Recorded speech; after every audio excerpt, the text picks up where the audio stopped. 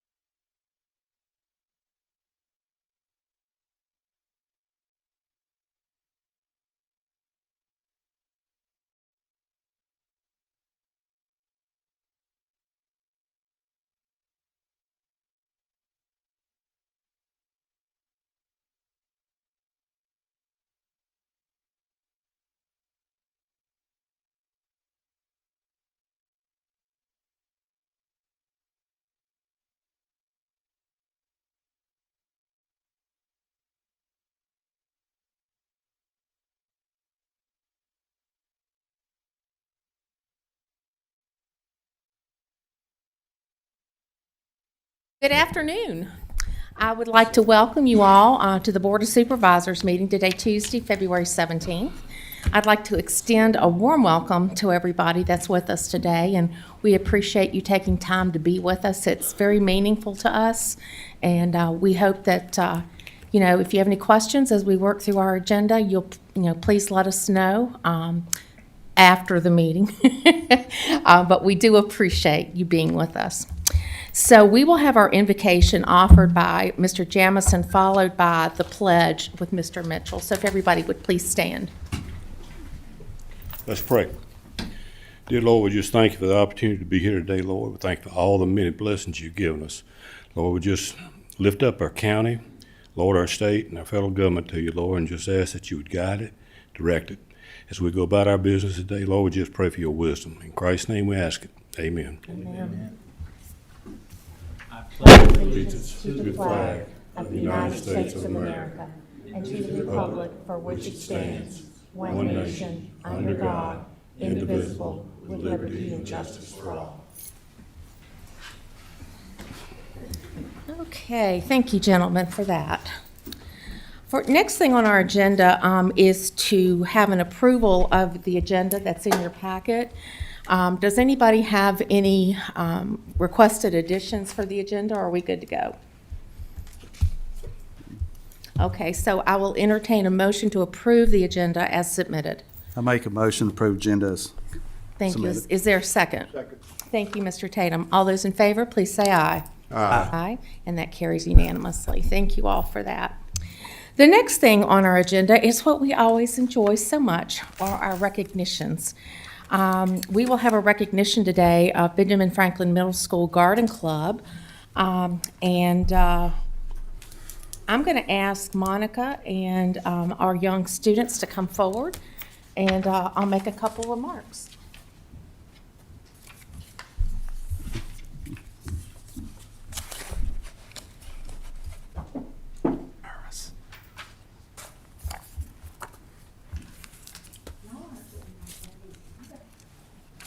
Okay,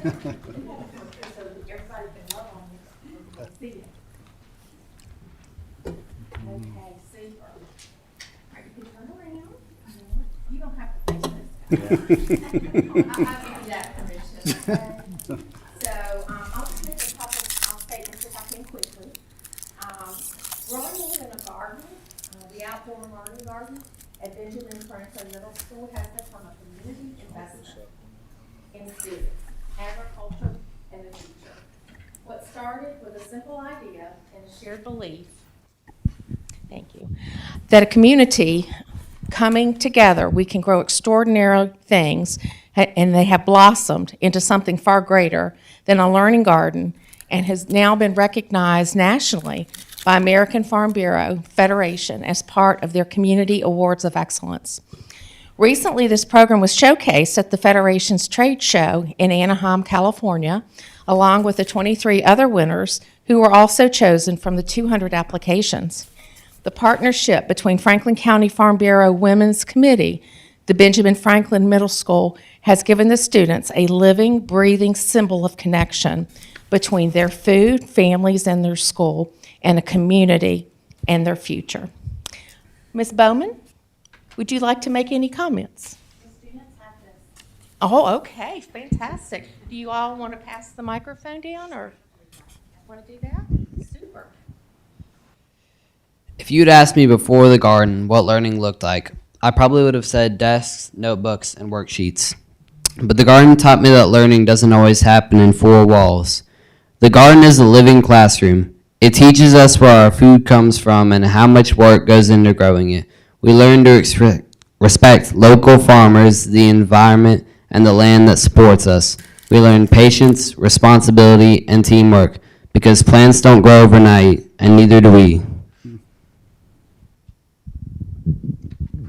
This award represents the heart of our community. It's not about one person, it's about students, teachers, families, and volunteers all working together. The garden shows us that when we work together with a shared purpose, we can create real change. But What we grow here isn't just vegetables. We grow a sense of belonging.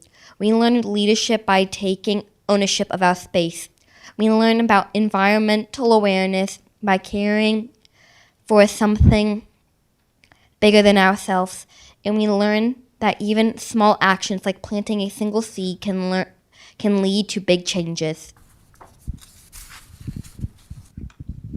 Let us share a story with you. There was a student who came to school during the summer, not for camp, not for fun, but for summer school. While the kids were home, this student was still showing up every single day.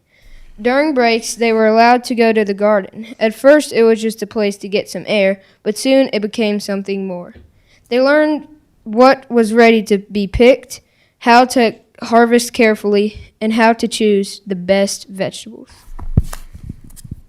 One day, the students asked if they could take some home, so they gently tucked fresh vegetables into their backpack. Tomatoes still warm from the sun, cucumbers, peppers, green beans, and peas. They told us they were going to share them with their family for dinner.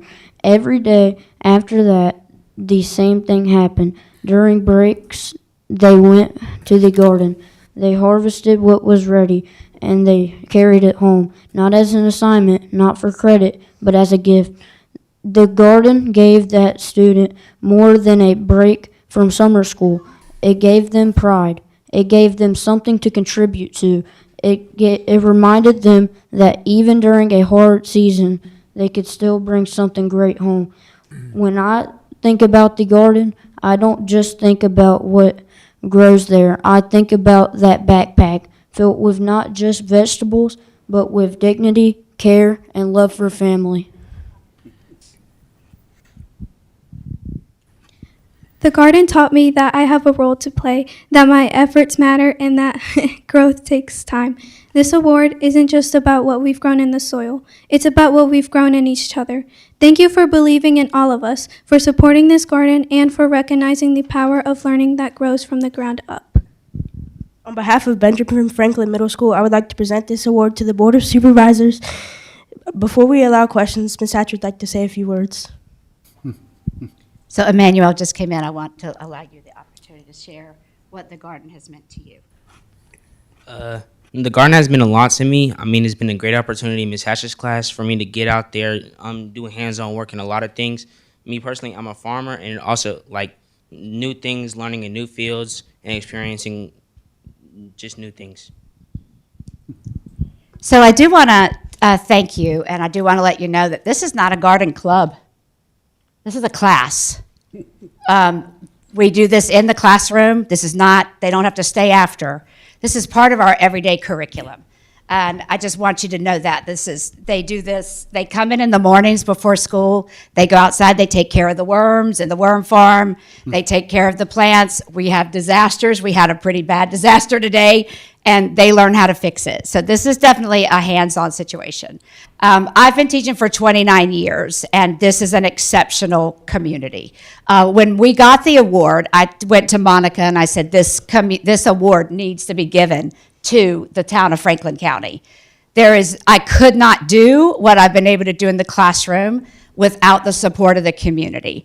Every time I ask for something from any farmer, they instantly give it to me.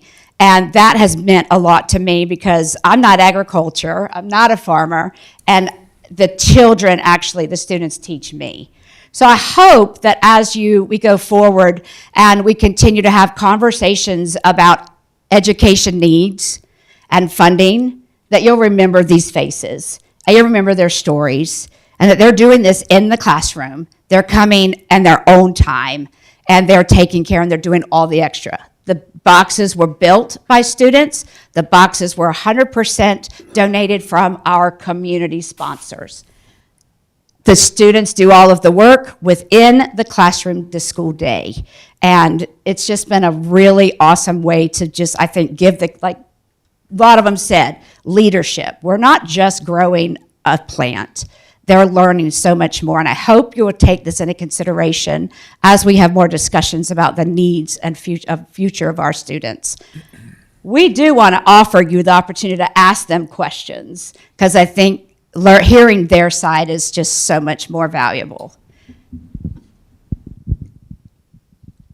Do y'all have any questions? Any supervisors have any questions? I would like to thank Monica. I know she's worked real hard in this program, and I served on a committee with her, but I'm curious, what's your favorite vegetable you like to grow up there? Probably the kale. Kale? Peppers. Peas. Squash. Green beans. Peppers. Peppers. Very good, thank you. Any other questions, comments from the board? I have one question. Taking this class here in middle school, how many of you plan on continuing on and once you get into high school and maybe even going to college or looking for some type of employment doing this? I might do it in high school. I don't know about college. Okay. That's a smart answer. Yes. Yeah, it'll be a cool club or something in high school. Yeah, I might consider doing it in high school, but I'm not really sure about beyond that. Yeah, I don't know about college. I'd do it in high school, though. I would also do it in high school. I plan to make it my career. Most likely high school, maybe college. That I appreciate those honest answers, and I just want to tell you that we're certainly proud of you, proud of the work you're doing, and being in Franklin County, you're in a good place because, from my understanding, the high school has a good program, and Ferrum College has an outstanding agricultural program too. So right here at home. Thank you. Those are great comments. So the one thing I would like to add is we've actually been very blessed by Ferrum College came out and supported us, showing us how to set up our worm farm. We also have had a local person that's taught the kids how to do soil testing recently. We're doing a project with NASA right now, and they need to know how to test soil, and I don't know how, so I contacted Monica and Mr. I forgot his name, John Everhart came out and showed the kids for 2 days. He showed the kids how to do soil sampling. So there's careers not just in agriculture. It just opens up so much of the sciences and the STEM. So it's a lot of opportunities for these kids. Well, I am so grateful. It's an honor and privilege to have you all with us today. This is our future. You guys are our future. And it gives me a lot of hope and promise in knowing that each of you are very special. And the fact that you're here today and you're sharing your experiences with us is just, it is an exemplary act on your behalf as young students to share that with us, so we are very grateful. Would you all like to turn around and we'll give these students a round of applause?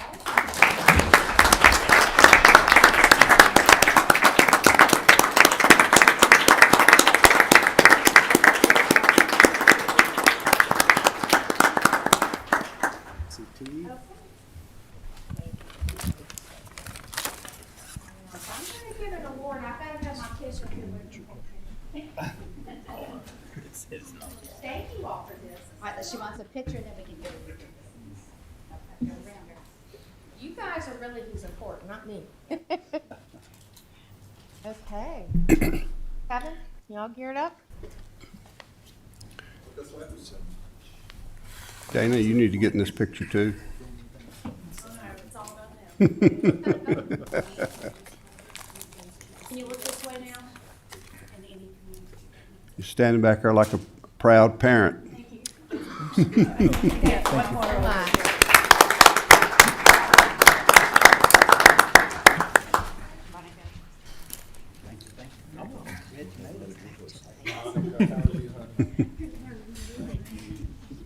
Thank you.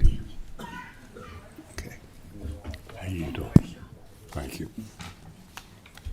We have some extra seat packets that we'll leave out on the table if there's anybody that wants any. There's a QR code that goes directly to information about the backpack parcel. We will proudly display this achievement award here at the county. And again, congratulations, and we're very privileged to have you with us today. Okay, we're going to move on with our agenda. The next item is the consent agenda. Gentlemen, if you have any desires to pull something, or if you just want to make a brief statement without pulling something, I'm going to open up the floor for that at this juncture. Any comments, or do you wish to pull something? Madam Chair, number 8, I'd like to, I don't know if we pull it or talk about it. I'll let you decide which one we should do. Yeah, if you've got just a statement or two quickly to make, we don't have to pull it. But if you want to engage in discussion, then we would pull it. I'd like to pull it, engage in discussion, please. All right, thank you. Anybody else? Okay, what we'll do at this juncture is I'll entertain a motion to approve the consent agenda with the exception of number 8. Is there a motion? So moved. Thank you, Mr. Tatum. Is there a second? Second. Thank you. All those, let's see, we need a roll call vote. Madam Clerk. Supervisor Mitchell? Yes. Supervisor Meredith? Yes. Supervisor Carter? Yes. Supervisor Jamison? Yes. Supervisor Quinn? Yes. Supervisor Tatum? Yes. And Chair Smith? Yes.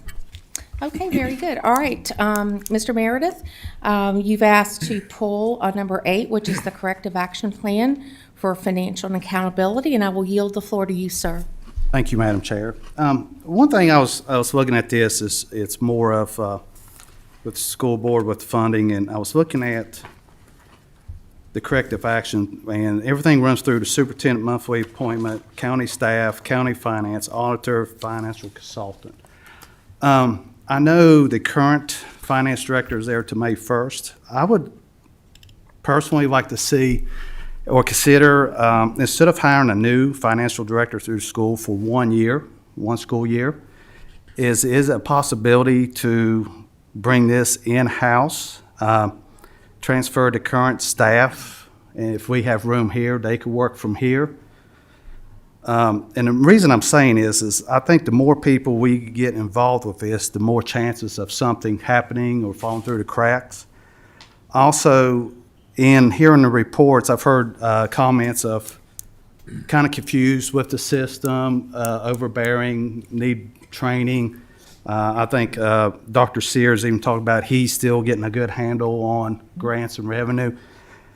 And if this is possible, and I know Mr. Carter would need his input, I just think that would give us the opportunity to have a closer oversight of what's going on. We could do training here, and then next year, going into the following school year, hire a finance director, and hopefully everybody's trained and it's cleaned up, and maybe get them off on a good foot. So that's the reason I'm just kind of looking at that as an option instead of the status quo that this recommends with 3 or 4 people involved with oversight and input and that. Yeah, and just let me quickly, for everybody's benefit, just establish, this is my interpretation of how we're going to move forward, is that we will be putting a staff position in place in our finance department. Brian, tell me if I'm running any red lights. We will be hiring a consultant that will work on the school side to review policies and procedures for an amount of time to see if they need to be adjusted. And I know the school system is in the process of trying to hire a CFO. So our oversight, as it's currently set up, would be with the consultant and then with a position here that would work under Mr. Carter's direction. Do I have that right, Mr. Carter? And so, Mr. Meredith, your proposal then, you're asking that there be the position that would be in oversight directly with the schools would be here with their finance director leaving effective the end of April, that whoever takes that role would be here for a year.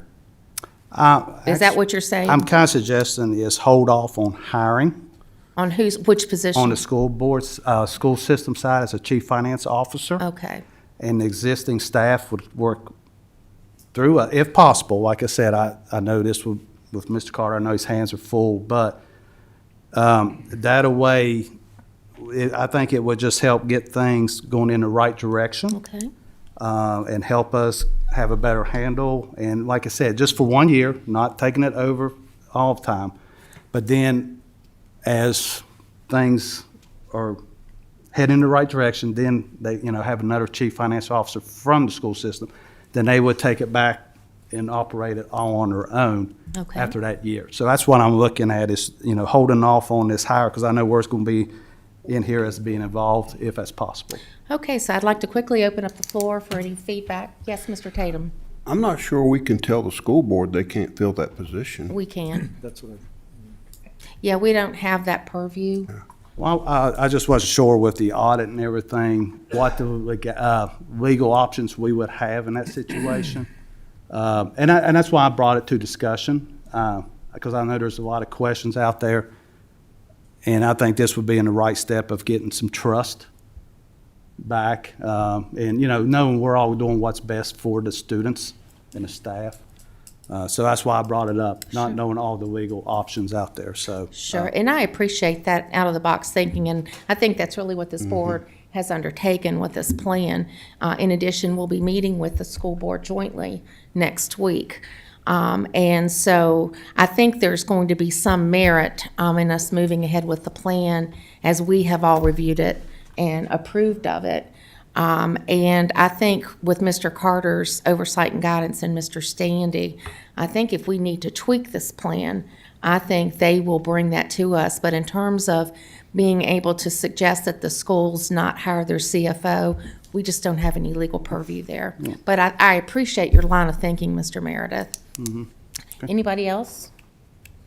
Well, the accounting for the schools is very complex. Yes, it And is. there would not be a way of just transitioning schools' finances over to our side. That would be a years-long process. I don't think that's something that could be done in a matter of a month. You can correct me if I'm wrong, Brian.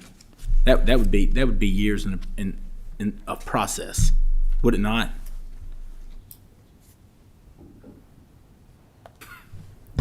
Getting there, pardon me. It ultimately depends on the level, but yeah, to talk about transitioning the entire operation, staffing appropriately for the operation, and then really understanding the entire school financial process is probably, I would say, a 2 or 3 year process. To do it the way I would like to do it, and everybody has their interpretation. But in order for me to be comfortable to come to this board and say we feel confident that we have addressed all of these issues now, I think it would take us 6 to 8 months just to staff up. How difficult it is to hire at this point for what I would consider qualified financial professionals that would go in and look at that. Yeah, so, Mr. Meredith, I hope that satisfies your question. And I would say, to your credit, to the merit of your suggestion, I think that's an example of some of the things that Mr. Carter and Mr. Sandy will be monitoring. As I said, plans can be fluid documents, and if we need to go in and tweak something's not working, or if the level of transparency and accountability is not there, we can revisit this. And your suggestion, may be able to be adopted in some fashion moving forward. So I appreciate that. May I ask Mr. Carter one question? course. You was talking about being 2 to 3 years. The way this is set up with the oversight, extra staff, do you feel comfortable going forward with this, or do you see somewhere you might see a little more tweaking to, or what's your honest opinion on how it's worded in the oversight? Absolutely. Well, and I also have the ability to speak to, as Chair Smith mentioned, is the interview process for the open CFO position for the school. So that first round has occurred. And so there were some very qualified candidates in that pool. I may think differently if I did not feel like there were qualified candidates in that pool. But I do feel like as the schools move forward in that process that we're going to have a very solid individual for which to work with. So I think a consultant and some level of additional staffing on the county side to really be more of a liaison in that sense will, I feel pretty comfortable that that'll get us where we want to be in about 12 months. Okay, Yes. Thank you so much for it. Brian, I appreciate you sitting on the interview panel with the schools. I know as a board, we very much appreciate your oversight on that. Yes, ma'am. Appreciate the school's partnership. They have Absolutely. been fantastic to partner with us. and Absolutely, include they've been us. great partners. Absolutely. So if there's no other discussion, I will entertain a motion to pass number 8 on the consent agenda as submitted. So move. Mr. Tatum, in a second? Second. Thank you, Mr. Mitchell. All those in favor? Madam Clerk, roll call, please. Supervisor Carter? Yes. Supervisor Tatum? Yes. Supervisor Meredith? No. Supervisor Quinn? Yes. Supervisor Jamison? Yes. Supervisor Mitchell? Yes. And Chair Smith? Yes. Okay, and that carries unanimously. Okay, we're going to move on to our next item. We would welcome Mr. Casella, VDOT, to the podium. How are you, Ms. Lewis? Good to see you. Good afternoon, Madam Chair, members of the board. It's Good always great to be here in front of you all. So Mr. Sandy, in his new role here, I'll try to not be thinking about looking this way for him, and I'll look ahead. I know it's a change. We've all got to start looking this way and not that way Yeah. up here, so Well, yeah. congratulations to him on that again. So our monthly report here, I'll get started. Maintenance activities for the previous 30 days. We have a couple of pipe replacement projects that we've completed. Route 808 Rockland Road, the frontage road, Route 615, and then, of course, snow removal. Those are some of the biggest activities we've had in the last, I don't know how many days.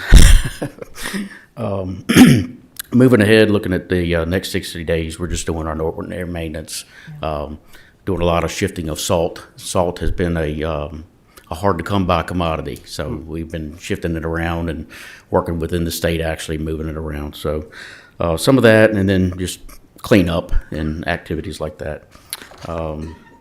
You see the land development activities there, nothing really notable unless you all have any questions. And then on to page 2 here, we do have a request for a traffic study for Route 1039, which is Energy Boulevard off of Bombert Mill. Looking for a request for review for a posted speed limit on that roadway.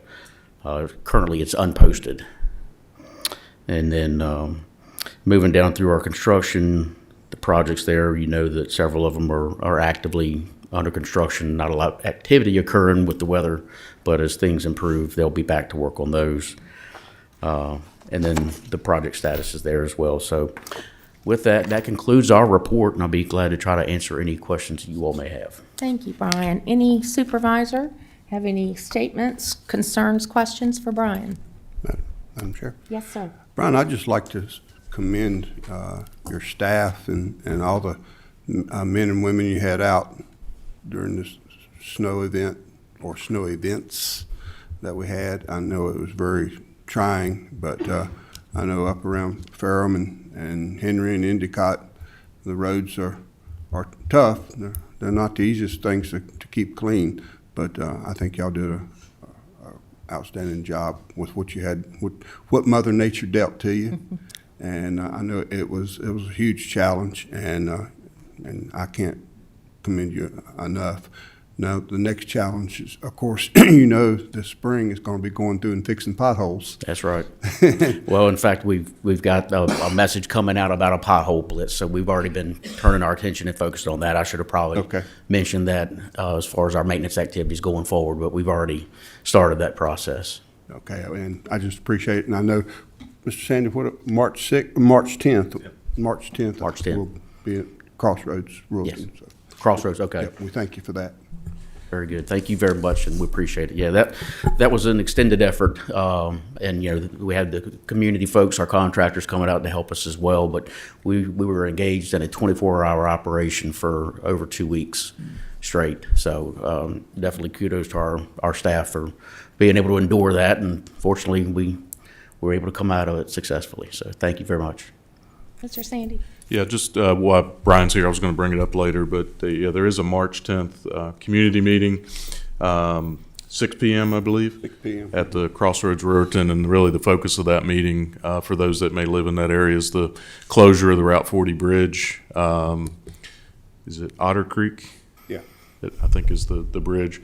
And so just discussing, when that project's going to occur, what the detour is going to look like. And I know some of the VDOT staff will be there to help, as well as some county staff to answer some questions. So just for the benefit of the community, just a reminder of that. I know it's not an official VDOT meeting per se, but Mr. Tatum worked with the community out there and Ferrum Forward to set up kind of an informational meeting to discuss that bridge closure, which I think is targeted in 2028. So Correct. It's a little ways out there, but wanted to have a meeting early to talk about some of those issues and some of those concerns that have been raised. And where is that meeting again?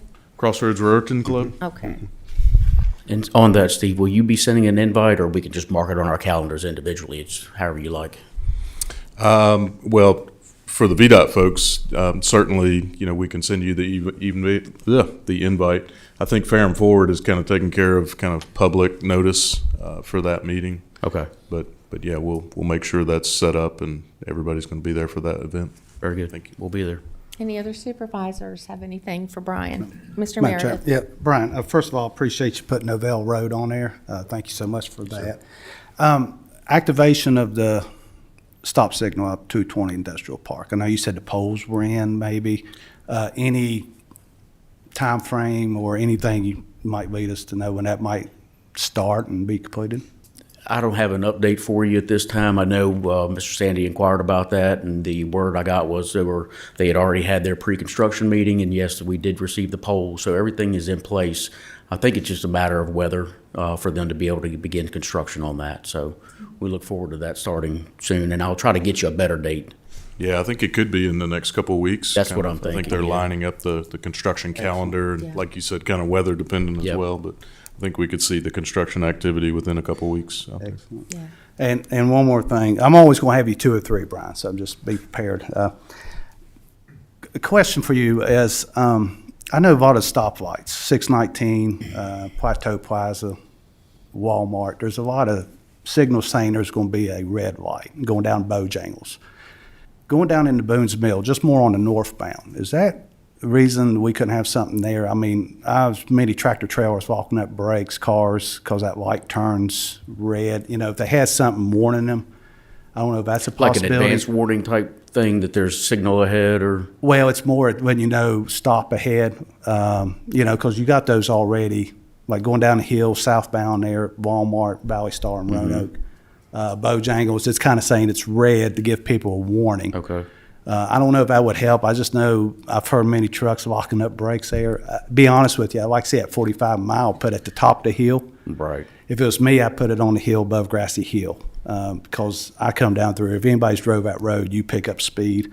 But being, no truck driver, if they do at the top of the hill, kind of get down to 45 and keep through, it's just, like I said, living in that area, it can be dangerous at times. So I didn't know if I ain't worried about northbound as much as southbound coming by Canada's. Right. Because it's hard to see at stoplight. Gotcha.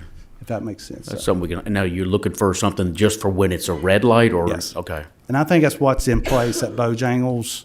I'm talking about the Bojangles on 220, going Right. in Roanoke, going down that hill. Yeah. And the Walmart.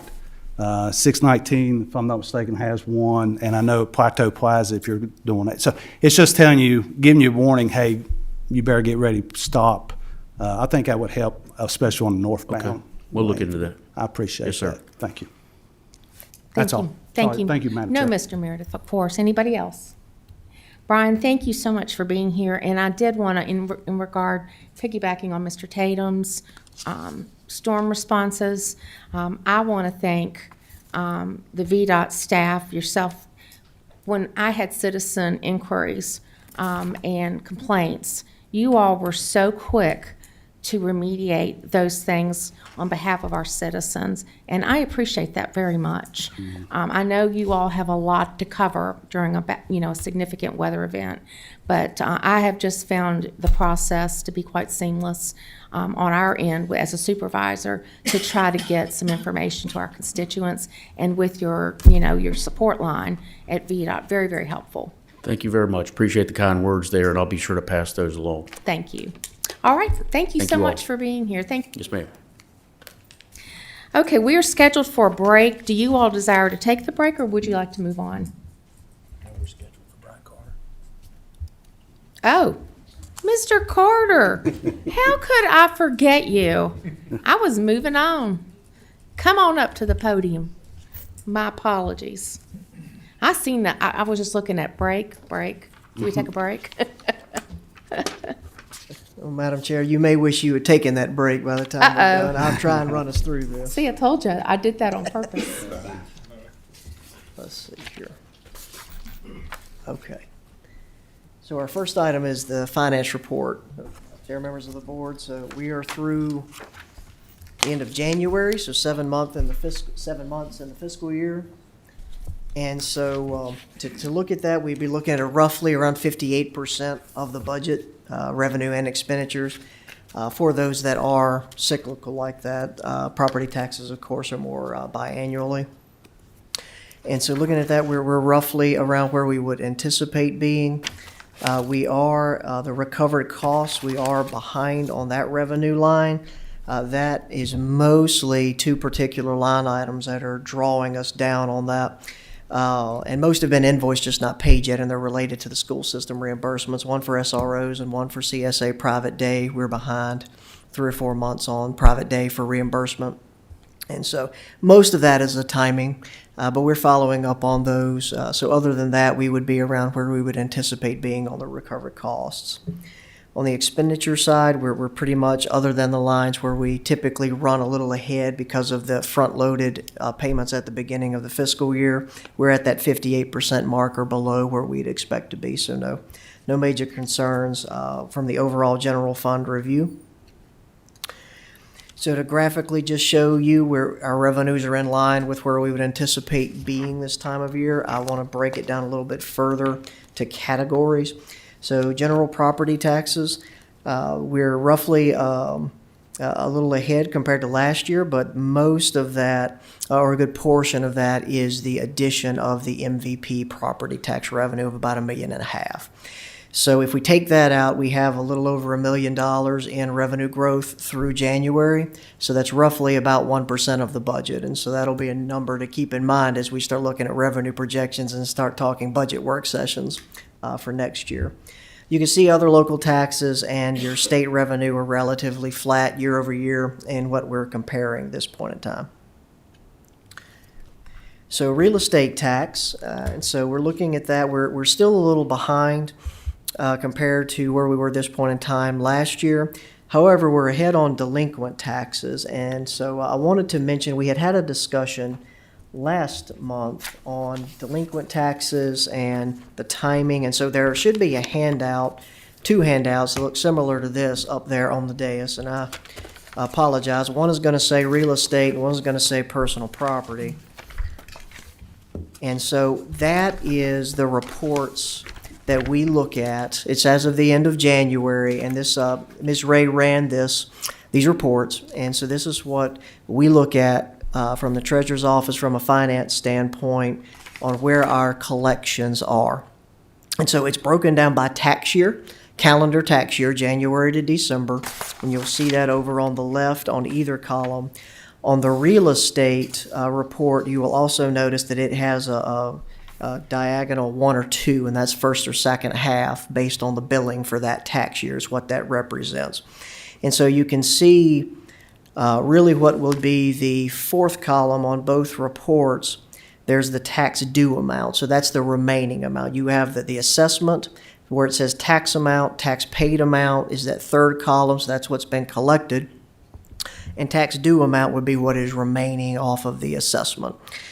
And so personal property is a lot faster. We have mechanisms to collect, whether that's liens or DMV stops that the treasurer is able to perform so they cannot renew their tags without paying their taxes, registration, pardon me. And so that's one of the mechanisms. There are a couple other options. And so the treasurer, of course, we can speak to those if you have further questions, but that's why it doesn't go back as far. Real estate, realistically, can go back 20 years, and so that's why you see roughly 20 years on this report as far as the assessment. Most of the time, within 2 or 3 years, we've collected 99% of all of the assessment, and so at some point, whether it's 5 years, whether it's 10, 15, 20 years, we get to a point where we just write off those taxes. And that's just standard accounting practice. At some point, it becomes a bad debt in essence, and you write it off, realizing you're not going to collect it, and so it's still owed. But from a financial standpoint, we stop anticipating to receive it, I guess is what I'm trying to get to. So these are the reports. These weren't very easy to put into a PowerPoint slide and really have it legible. So I wanted to provide a copy for you. This is what we look at. We're relatively in line with what we would want on collections at this point. So now this is the assessment. So this doesn't really break it down between current and delinquent as we've been talking. And so one of the things that we noticed during the fiscal year end, and we're not really sure what's causing it. Ms. Ray has been diligent to follow up with our software vendor as to why certain tax collections are reported either delinquent or current, and we feel like they're categorized incorrectly in the system. And so we're trying to fix that. So I think that's what is causing a little bit of a difference in the comparison year over year. So if you look at real estate, personal property, current is a little behind, but delinquents are ahead. And so overall, though, that's the overall tax assessment. So when I show you here we're 3% behind year over year, we're 3% behind on the current. When you look at the delinquent, we're relatively where we would be consistently comparative with last year. And we were right on the mark of meeting our real estate budget last year. When I say that, we think we missed it by about $130,000 by the time all the audit adjustments were completed. And out of $46 million, I think $130,000 is pretty close. So, but we were way ahead of delinquents, and so when you look at the overall real estate assessment, we collected what we needed to for the fiscal year to meet budget. So I wanted to provide that to you as you have a chance to review. If you would like further detail, maybe in a PowerPoint, certainly couldn't put these reports in there, but a different breakdown, we certainly can do that. But this is what we look at as staff periodically, not monthly.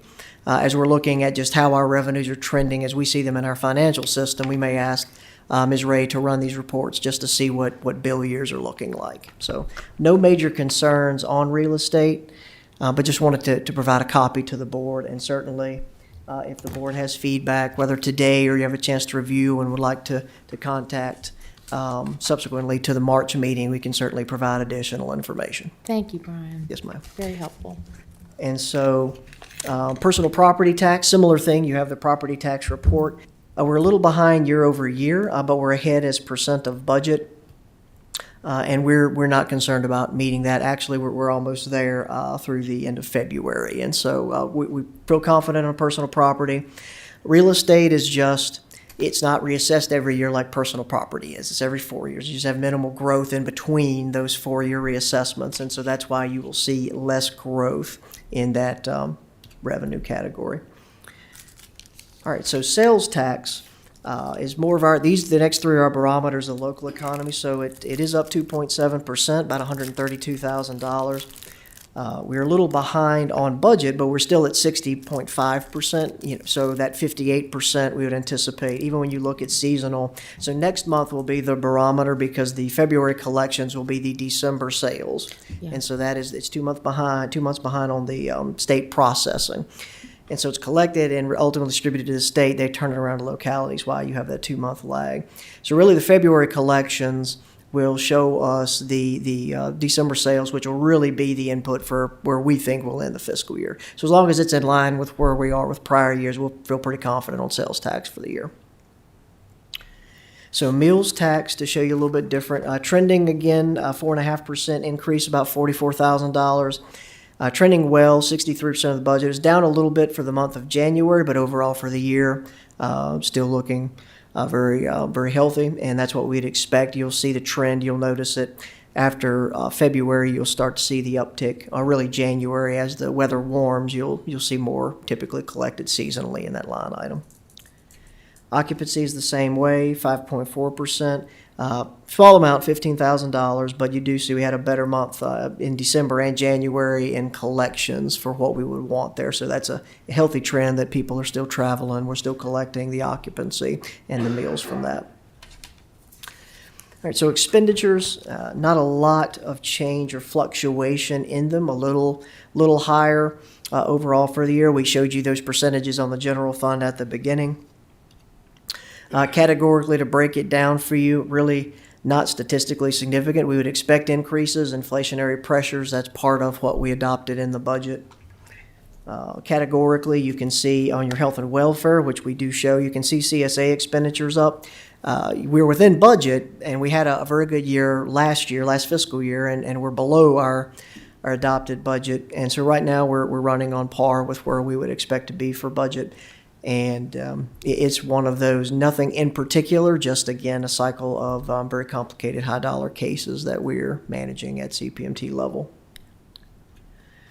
So to show you fund balance and reserves, so this is as of the end of January, more monthly. So what'll happen is now that we have peaked from a period of higher cash flow for our property tax collections in December, you will be at the highest point, and then that will decline as you get toward May and June until our next cycle of property tax collections, that first half real estate.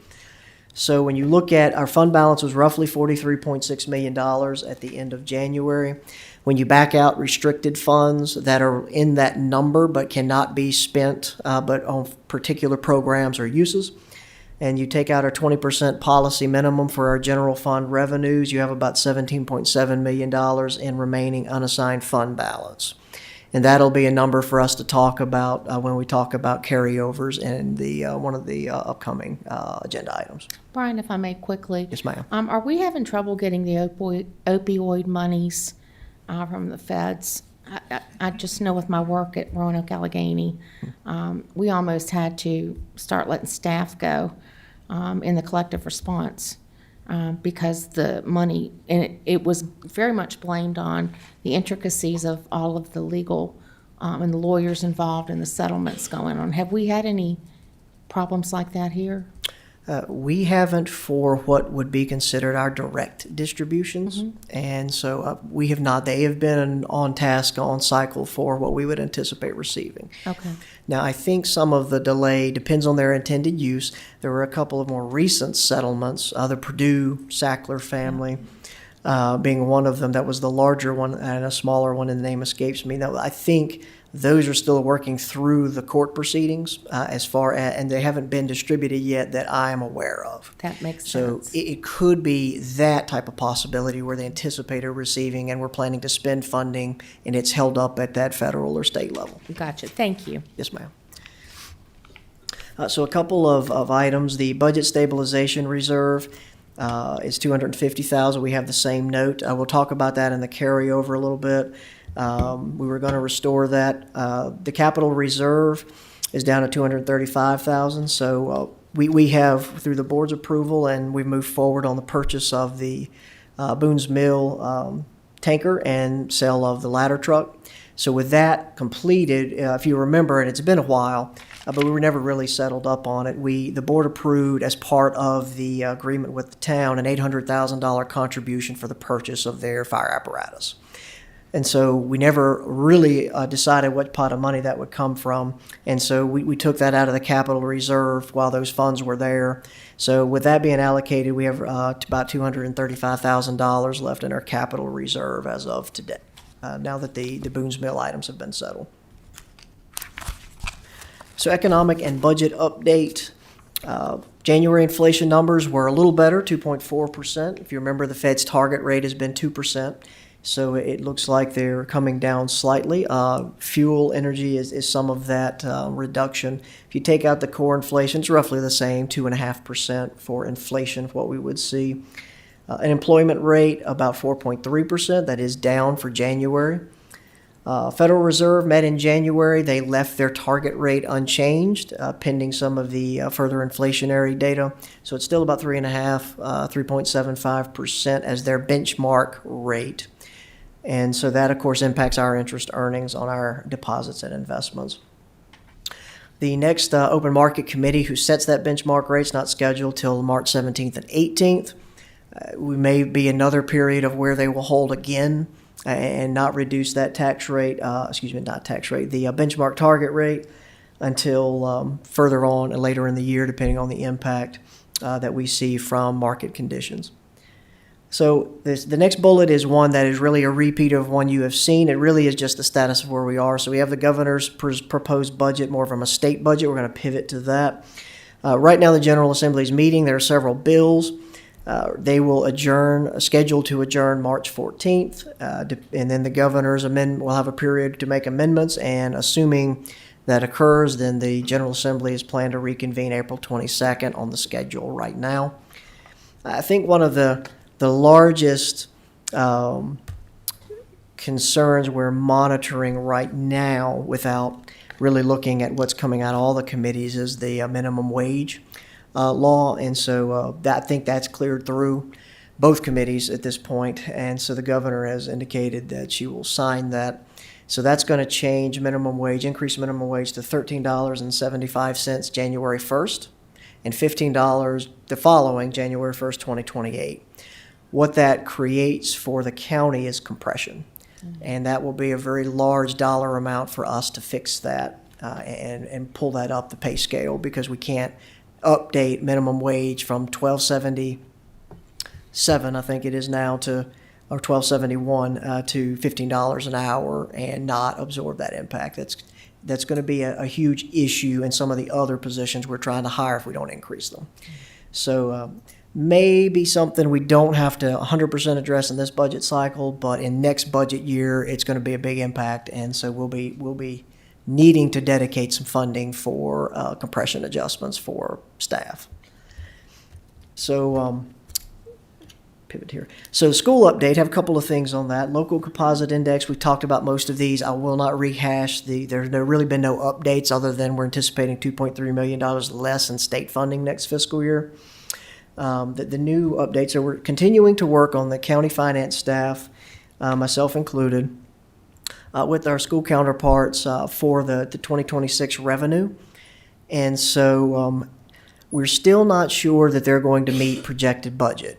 And so thankful for the school staff. They've provided a lot of data. We had some follow-up just this morning. And so we're going to look at that. As I say, the assessment continues. I don't know that it's not going to meet. What I'm saying is we don't have enough data at this point that I'm comfortable to tell you we think it will meet budget for the year. And so we'll continue to work with them on that. We appreciate their diligence. Been great to work with, as I mentioned earlier. What I think by the March meeting is where we'll know, and the reason I say that is the concern on that is if we need additional budget adjustments downward this year, we need the last quarter to make those adjustments. We are still seeing the local transfer too high, which is part of our concern. We're hoping it's timing. We're still waiting to really validate that. It sounds like it is. The schools think it is. I would like to see some more concrete analysis before we opine to that. But right now, at the end of January, the schools, we have transferred 68.5% of the local transferred budget to the schools. At January of last year, it was 50.4%. So they're 18% ahead of where we were. And of course, they overspent their budget by $3 million last year at 50%. So hopefully it's a timing. I think it is impacted by the federal government shutdown and the delay of some of these reimbursements being processed. Even on the state level. And so we will continue to monitor. I think if we can move forward with some of the items now with consulting and with working through the hire and working through some of the analysis we're hoping to get to. But I'll just say, we've put a lot of time in it, but it's a strain. The finance staff are not staffed to do $200 million budgets. And so we're working with what we can. With the school system, but it's going to take some additional resources as we get those online, and so that was part of the previous discussion. Man, can I ask a quick question right there? Of course. Mr. Carter. Yes, sir. Just for clarification, the 68.5, and you're talking 50%, that is not including any of the money to get the audit at zero, correct? That's just correct. Strictly just this budget year? Yes. That we're working with? That's correct. Okay. That's correct. Thank you. Yes. Okay. And so we do plan to continue working with the consultant. So with that approval, we have a contract basically ready to go. And so we'll sign that here this week and get our consultant online, and we'll get them engaged.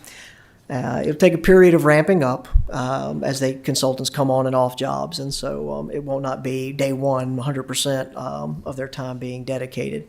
But it will provide some capacity to review a few things. And so we we'll look at that and proposed actions. Should we need budget amendments for the March meeting, we'll bring those back to you if we need to amend the budget based on projections. Additional work is continuing to resolve the fiscal year 2025 deficit. And so we did review cafeteria funding. We do feel comfortable that a portion of those reserve funds can be considered unrestricted. So I wanted to provide, so the board has adopted the corrective action plan to reduce $1.4 million. So we did want to provide what our proposal is in order to do that. And so the net loss was roughly $1.4 million for fiscal year 2025. There was an in-transit deposit of $518,000 for food services. We feel like that was deposited in July. We feel like that'll help this current year operations. That second number, the $460,961, is what we reviewed as part of their nutrition operations. And so there was a reserve fund that had been set up about 2 or 3 fiscal years ago. We brought it to their attention and researched what exactly that funding was. It was a reserve for the nutrition fund, and it was through rollover funds. That was in the period around fiscal year 2022. We had a lot of ESSER funding, a lot of one-time money, and additional federal for nutrition programs. And so what has happened is we have run a loss in the nutrition fund the last 3 fiscal years. Those funds could have been pulled down to cover. What happened is we covered that with local funding. Mm-hmm. So basically, we're looking to reimburse ourselves now from this pot of money if we would have been able to use that the last 3 fiscal years. And then there's still $367,000 in the 2024 remaining carryover. If the board remembers that there was an approval to give that to the school system for additional bonuses or use of one-time capital. And so the schools are proposing just to not ask for that money and return that in essence. We have not transferred it to the schools, but just to give that back to the county. So to get to our $1.4 million, what we're recommending is the school staff reimburse the county the $460,961 from nutrition funds to cover those 3 years of losses in their nutrition fund. Then they agree not to request the $367,000. So what that leaves is $585,889 remaining out of that $1.4 million deficit. So we're recommending that we reduce our local transfer by that amount for this fiscal year.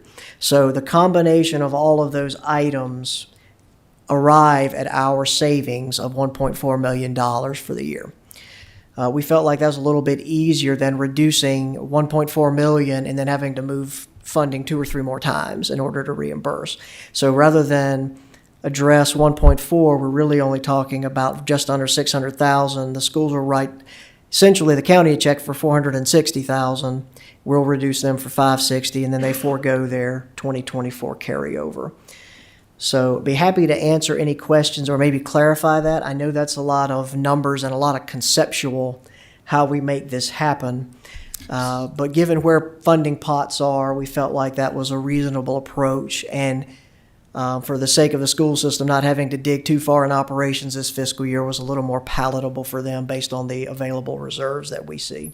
So Brian, the $1.6 million that made up the full $3 million, that's going to be to be determined at the end of the fiscal year as the state and federal monies come in or don't come in, grant-wise. Is that still a correct assumption? Are you speaking of the $3 million that was kind of the transfer the county had to make at the end of 2025? Okay. In my mind, I broke it down 1.4 and 1.6. Roughly, that difference was mostly timing for reimbursement requests that we did see come in July and August. So we would anticipate those were pulled back to last fiscal year to help, and so that should be settled. And so we're comfortable with the 1.4 million. Okay. It's always timing, and so a lot of government is reimbursement based when you're looking, especially at federal and state money, especially grant funding. You have to incur the cost, and you have to ask for the reimbursement. There's always a timing. It's usually 30 to 60 days before we're reimbursed. In the case of the school system, they have no fund balance realistically to absorb that like the county does. And so when you look at the end of the year, it looked worse than it was. I think some of it probably could be better timing. when reimbursements are asked for. When they're received, some of that the schools have no control over is when state and federal governments do process. As long as we're filing timely, I think that's all we can ask for. But yes, the 1.6 million, we feel comfortable through the receipts in July and August has been received. So we're really just down to 1.4 million out of that 3 million. Brian, I'd like to pause for a moment and see if any of my colleagues have any questions on these amounts that are listed on this analysis. Mr. Meredith. Okay, so the 1.6 we're hoping to get back. We've received that. We have received that Yeah. already, okay. With the 18%, I guess after March, you'll know if they don't receive those reimbursements, you'll have a truer number, I guess, after March, when you come to us in March. Is that correct? Yes. Because Correct. right now, we're showing have to cover some more if we don't get all this, correct? Yes. Okay. The January transfer was significantly less. Local transfer to the school system was significantly less than it has been the prior 2 or 3 months. So we are starting to receive some of these reimbursements, it appears. And so we should have a better picture as those get caught up at the March meeting for what we see come in through February. I look forward to good news next month. I do too. Thank you so much. Thanks, sir. Thank you. Anybody else? Mr. Jamison. Brian, do Yes, I sir. understand right, the $461,000, that's money that the school had that they didn't know they had? That way to put it? I think so. I think that was an item handled by Mr. Terry. And, Say again, Mr. by who? Mr. Terry, before he retired. And so it kind of sat there for a couple of years, and nobody pulled it down. And so until recently, were we really in tune with the cafeteria details. So we really did not ask about that money if they were going to pull it down. With this process, we realized they could have pulled it down sooner. So yes, ultimately it was sitting there and nobody knew about it. Thank you. Yes, sir. Mr. Carter. Mr. Jamison asked my question, but are we going to get that money? Because when we had our joint work session with the school system, they seemed still sort of vague about that maybe they could get that money, maybe they couldn't. Yeah, so in between, we were able to meet with the school staff. We discussed it with our auditors, and so we asked for a reconciliation of the school fund. And so because there were 3 losses over those 3 fiscal years, really those funds should have been pulled down to cover those losses, and they weren't. So really what happened is the county supplemented those. And so we feel like those funds, that portion of those funds, is roughly $1 million. We're asking to pull down $460,000 of it. That really are unrestricted now because the schools really should reimburse the county for what should have been that pot of money being spent down. So just that portion. Now, so what will likely happen is, and we've discussed this with the school staff, is as you work and operate the cafeteria fund this year, maybe next fiscal year, the anticipation is the remainder of those funds are pulled over to cover the cafeteria operations, so it does not pull against operations and the funding.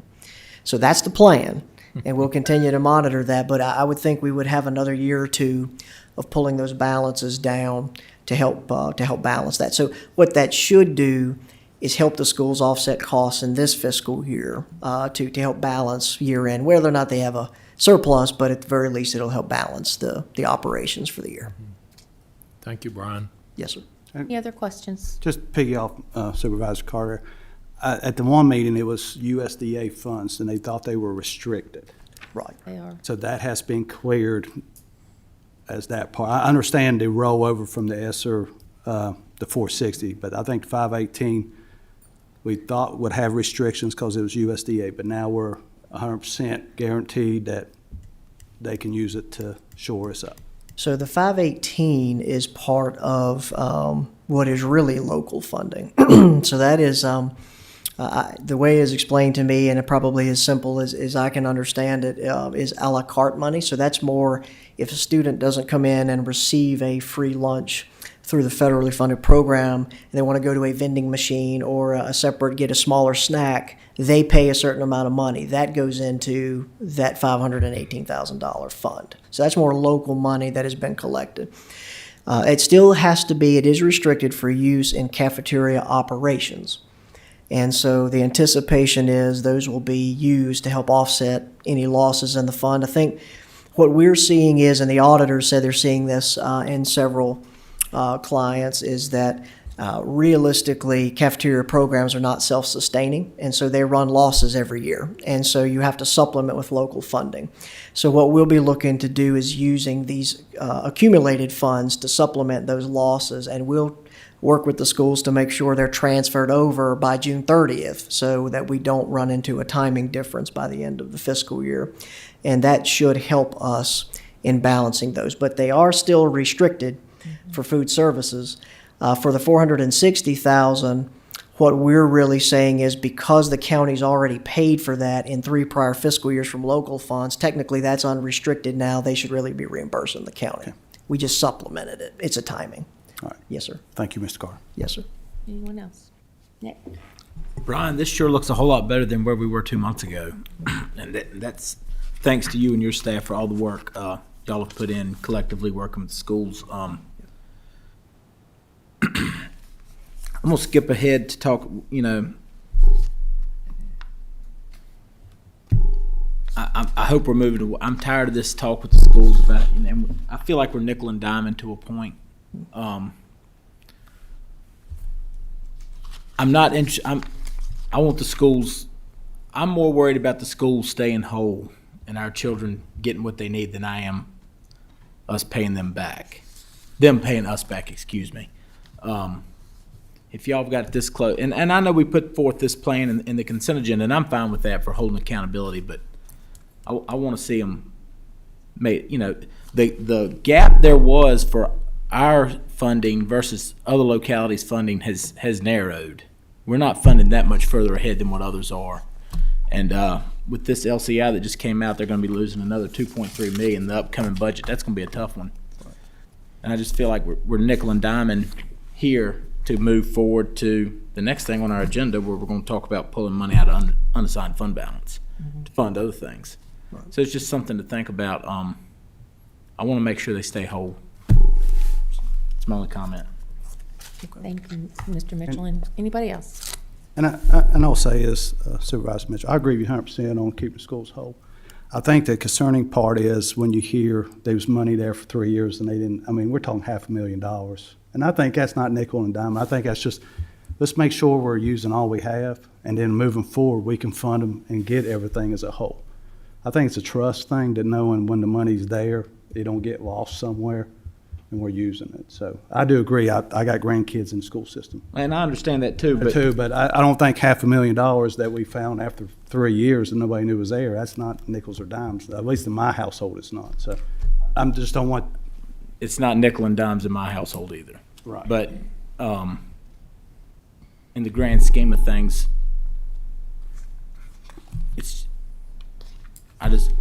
thanks for the progress y'all have made. And to my point, Mr. Meredith, if it's that complex, you can't just swap over those finances. That, to my point, if $500,000 can be missing, that's some pretty complex accounting. Thanks, Brian. Brian, in closing out your financing reports, just a request as we move forward. With the General Assembly coming out of session in March, then of course the governor will have an opportunity to veto, which I'm not expecting a lot of veto since things are the way they are. At some point when you in your department begin to get a handle on what the impact of some of these unfunded mandates and lack of making the localities whole, if we could see a breakout of really what the consequences are of the state not properly taking care of the localities. And, like with the cap with CSA, there's going to be adverse consequences that I think our board needs to be aware of. Because it's going to impact everything we do. We're going to be asked again to find new money. That's a terrible term, but it's what it is. So I think the board would appreciate understanding what the actions of the General Assembly are doing to us on the locality level. Thank you. Yes, ma'am. That's the finance report. Okay, you're moving on to opioid? Okay, yes, ma'am. I kind of preempted that, didn't I? You were right on it. So you were. And so opioids. So from one set of numbers to another. So I'm going to apologize. We have a lot of items to go through in this report. But I want to provide the board an update. We have several partners in the room. So if you have questions and the likelihood that I can't answer them, then certainly they'll be able to maybe provide some additional insight for you. So what we're looking at, we have two windows that we're going through right now. So we're currently in fiscal year 2026. We're looking for application submittals for fiscal year 2027, coming up July 1st. So we'll not belabor this. You've seen this multiple times. There's some, it's not everything, but it is a normal list of abatement opportunities that are eligible for opioid funding. And so pretty much it's around treatment prevention. If you want to really look at it, abatement, that is essentially it's eligible. So we probably will come back to this slide a couple of times. And so I wanted to show you this again to refresh our memories on what how the opioid funding occurs. And so through all of the settlement agreements that have been entered into, the opioid funding that has been approved at this point is broken down into a few funding streams. This blue piece of the pie right here is what we call the direct share. And so that is roughly 30%. That is what we as a locality receive directly.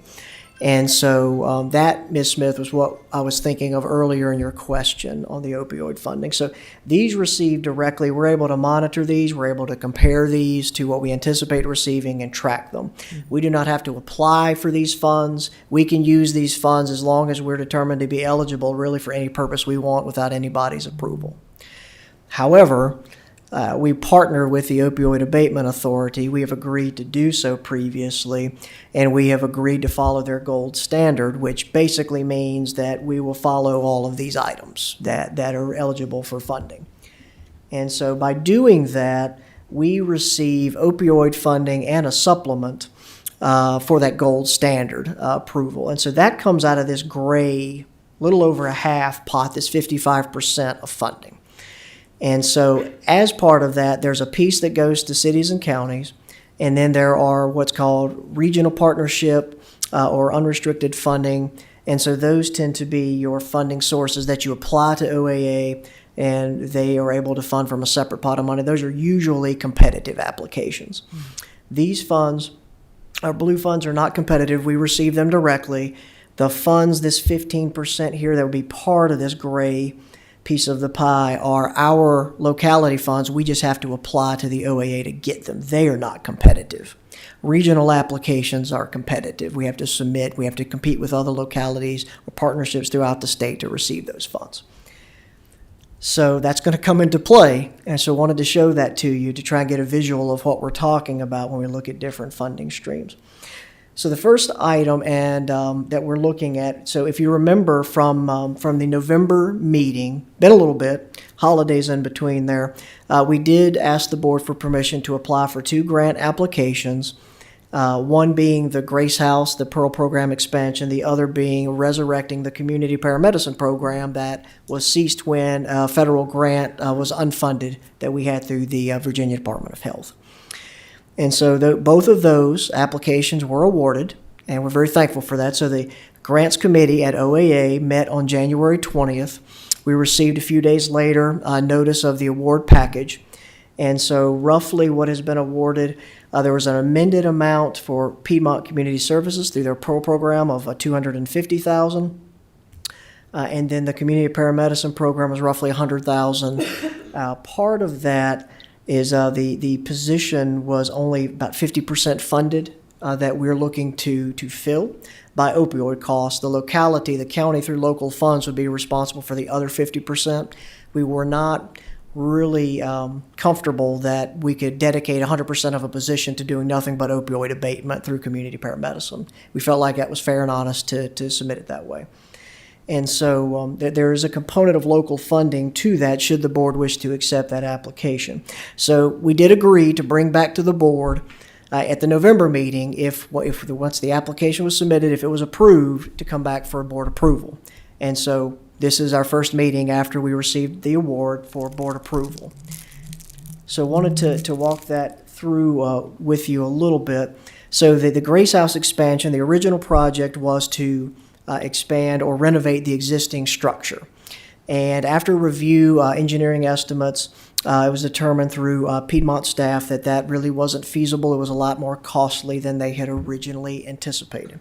So they asked to amend the application to just purchase an additional property and do maybe modifications, renovations to that property. But that increased the cost to $250,000 instead of $155,000. And so so we did, the board agreed, and we did submit that application. The OAA approved that. And so we received just under $100,000 in additional funding to make that happen. That actually is OAA funding, so that's out of this 15%, not out of our blue portion. So actually, we were able to reduce our portion by about $7,000 and still increase the funding of the project based on OAA funding. And so that was approved. We do need to sign a memorandum of understanding with Piedmont, and so that'll be a legal document. We'll work through the attorney and Piedmont Community Services to do so. But that project is ready to go upon that signature on that document. So now the community paramedicine program, again, that was requested to be revived.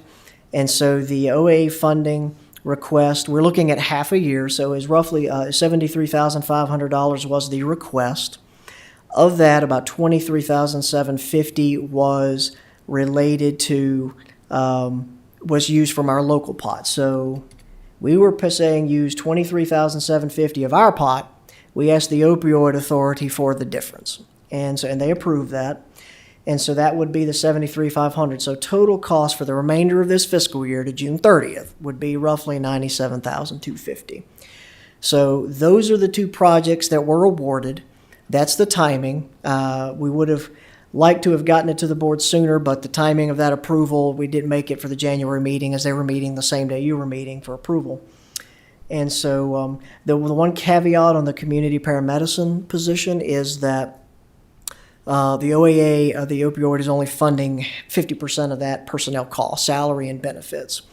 So the county would have to come up with the additional cost. So it would be approving the addition of a new position, community paramedic, and then funding that roughly $50,000 that would need to be for what we consider a full fiscal year.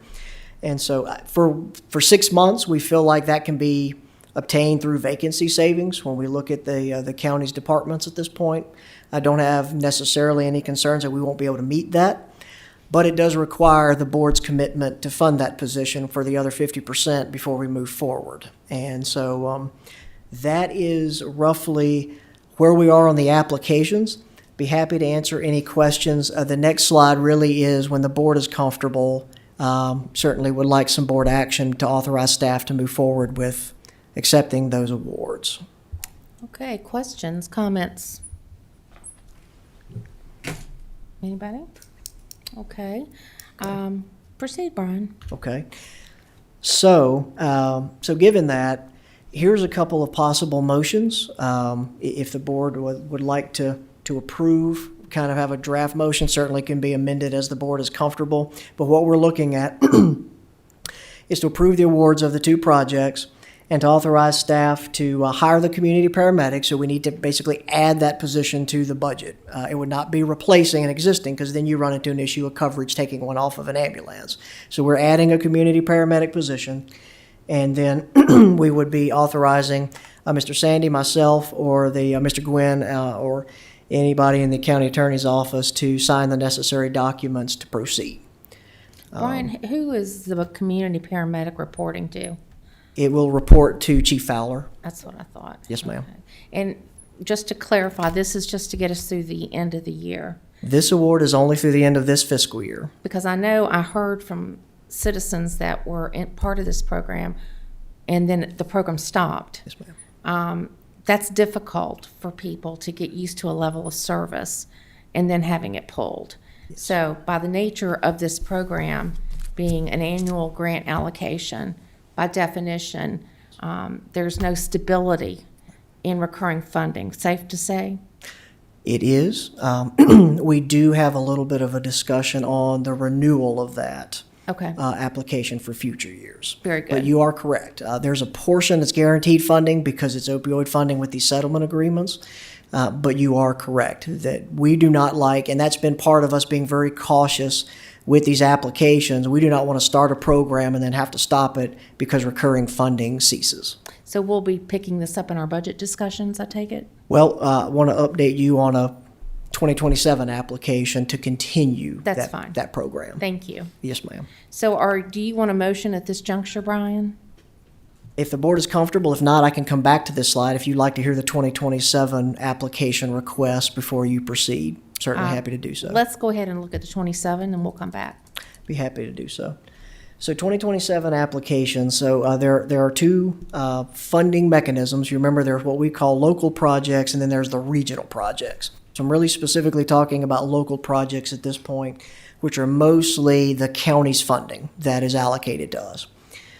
And so the deadline for those applications for next fiscal year, 2027, July 1st, are March 16th and April 1st for renewal applications. And so our community paramedicine program would fall into a renewal application at this point. And so funding plan requests right now, so we have the recurring project, the community paramedicine program, and that's just under $100,000 for 2027 is our estimate.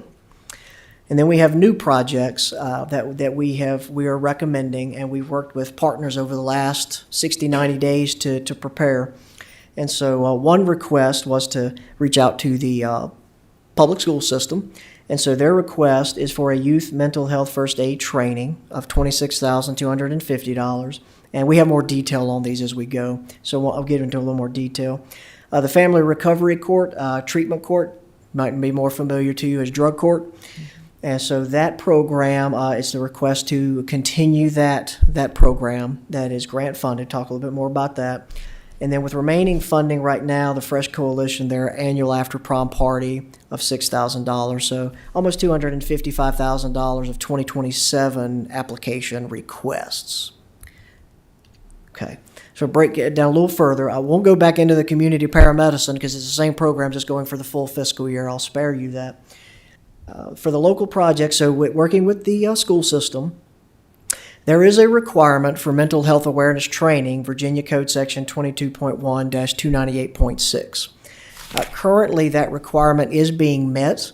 It is not being met by what I think the school system feels like is the best product, the gold standard. And what I mean by that is there's a program that the Department of Behavioral Health and Developmental Services offers. I'll try and abbreviate that for future, but if you hear DBHDS, that's the abbreviation. So they actually administer the state Commonwealth Mental Health First Aid Program that's set up under Virginia Code Section 37.2-312.2. This is an evidence-based program, which makes it prime for opioid funding. Opioid funding, they want evidence-based or evidence-informed.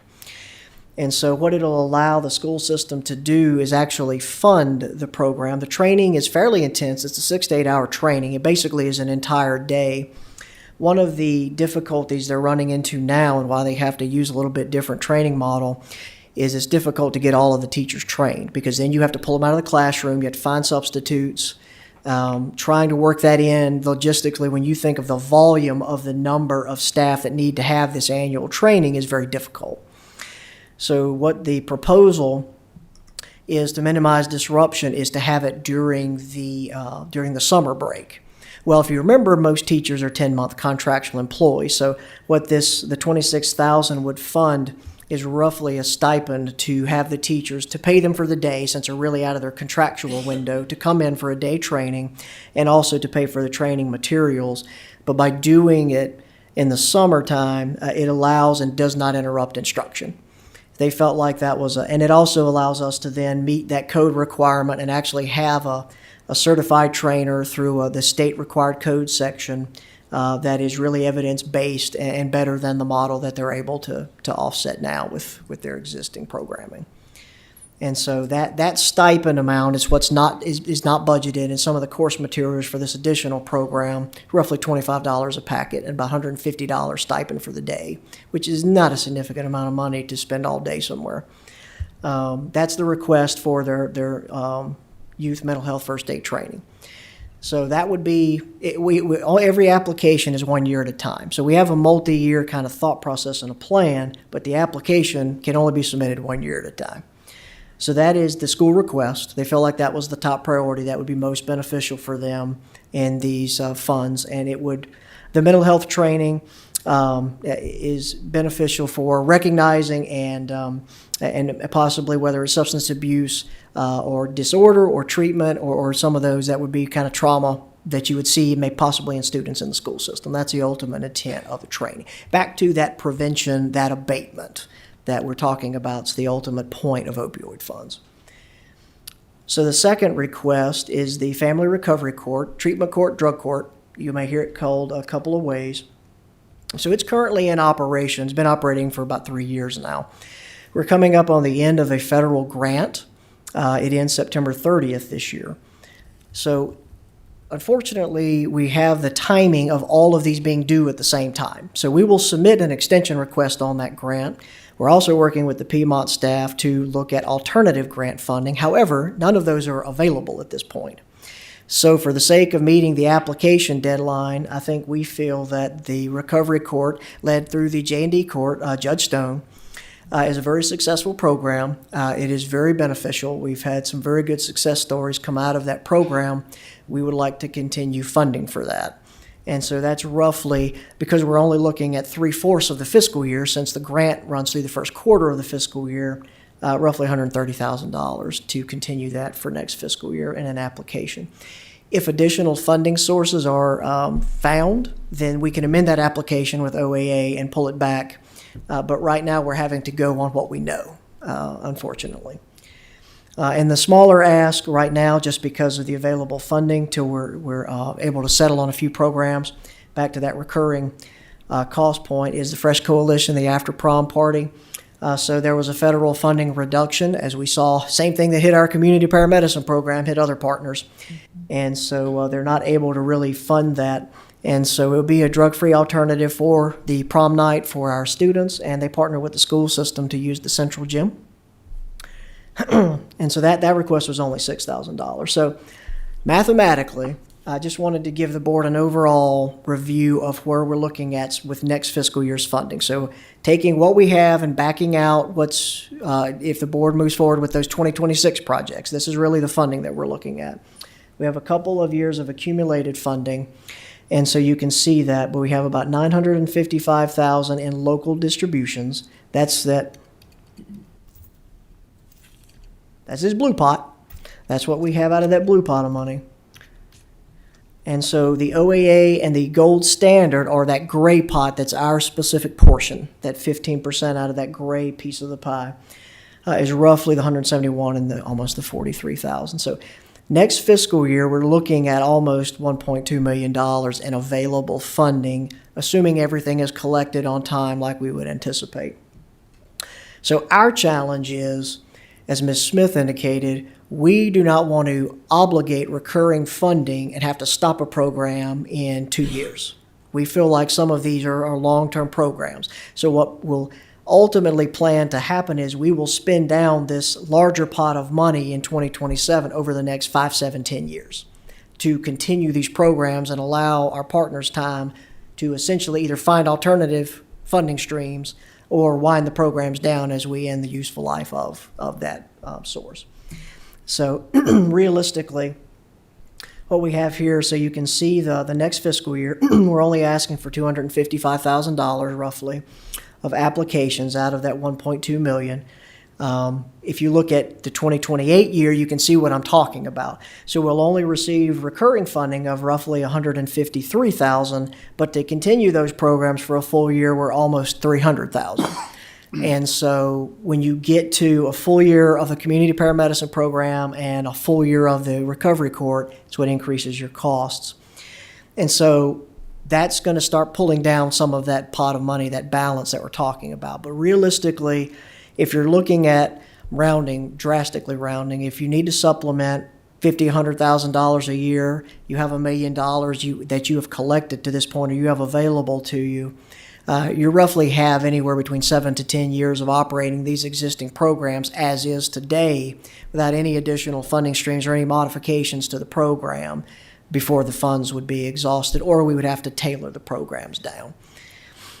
So I did put a bullet. So after fiscal 2028, with 2 years from now, the next 3-year cycle that we look at when we're talking about funding programs and plannings for these would roughly have about $200,000 annually. So you would still be, if we're at 300 with inflation, you're probably at 325, 350 by 2029, 2030. You're still pulling 150,000 out of that one-time pot of money in order to continue with these programs. So that is why we're not asking you to approve $1 million worth of programs. We're looking at a very measured approach. Gives us a year to get programs operational, figure out grant funding on recovery court, and then we'll determine if we need to submit a 2028 application or pull back. I think our priority at the county level is certainly that the community paramedicine program is probably the highest priority.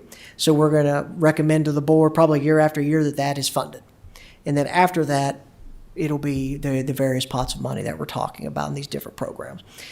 So that is the local projects. Maybe before I get into a regional project, I want to pause, Madam Chair, if there are any other questions or maybe detail. Went through a lot of information there, so certainly want a comfort level with what the board is hearing. Questions, comments? Mr. Quinn? Brian, so you received all of the grant funding that you requested in 2026. Yes. And then it makes me think that our request for 2027 is pretty modest. And it makes me wonder if we could request more. I know through my experience with PCS, when I think about opioids and the rules that you have to follow, that they would almost have an unlimited number of programs that we could apply for, and they're always so tight on funds. And so it just makes me wonder if PCS could come up with something additional here, additional requests for money, since they're such a good target for this. Yes, sir. And so they have, and so they were very thorough. So I think what I asked for was give us your funding progress, your requests, and then we'll pare it down to what we feel like available funding is. So, Mr. Quinn, I think probably the next. So this is in order of priority. These two projects with Piedmont Recovery Court and Fresh Coalition are really their requested priorities. The next probably highest priority is going to be through the Fresh Coalition, and it is funding a coordinator position to consolidate some of these prevention programs and help to do some reporting in the county. Because that's a position and it was recurring, I'm a little cautious. I think ultimately you are correct. We have enough funding. What that will mean if you fund a coordinator position is that you just draw down that balance faster. So instead of 7 to 10 years, it might be 3 to 5 years or 5 to 6 years that we would have to reassess and pull back. Certainly within the board's parameters to do that. If we're looking at Piedmont, I think their next priority request is going to be funding that Fresh Coalition coordinator position to consolidate and streamline prevention programs throughout the county, work with partners, school system, and that coordinator position would help better implement the after prom party as well that we're asking for in this one. So that was their next priority, but they do have a list of further priorities as well.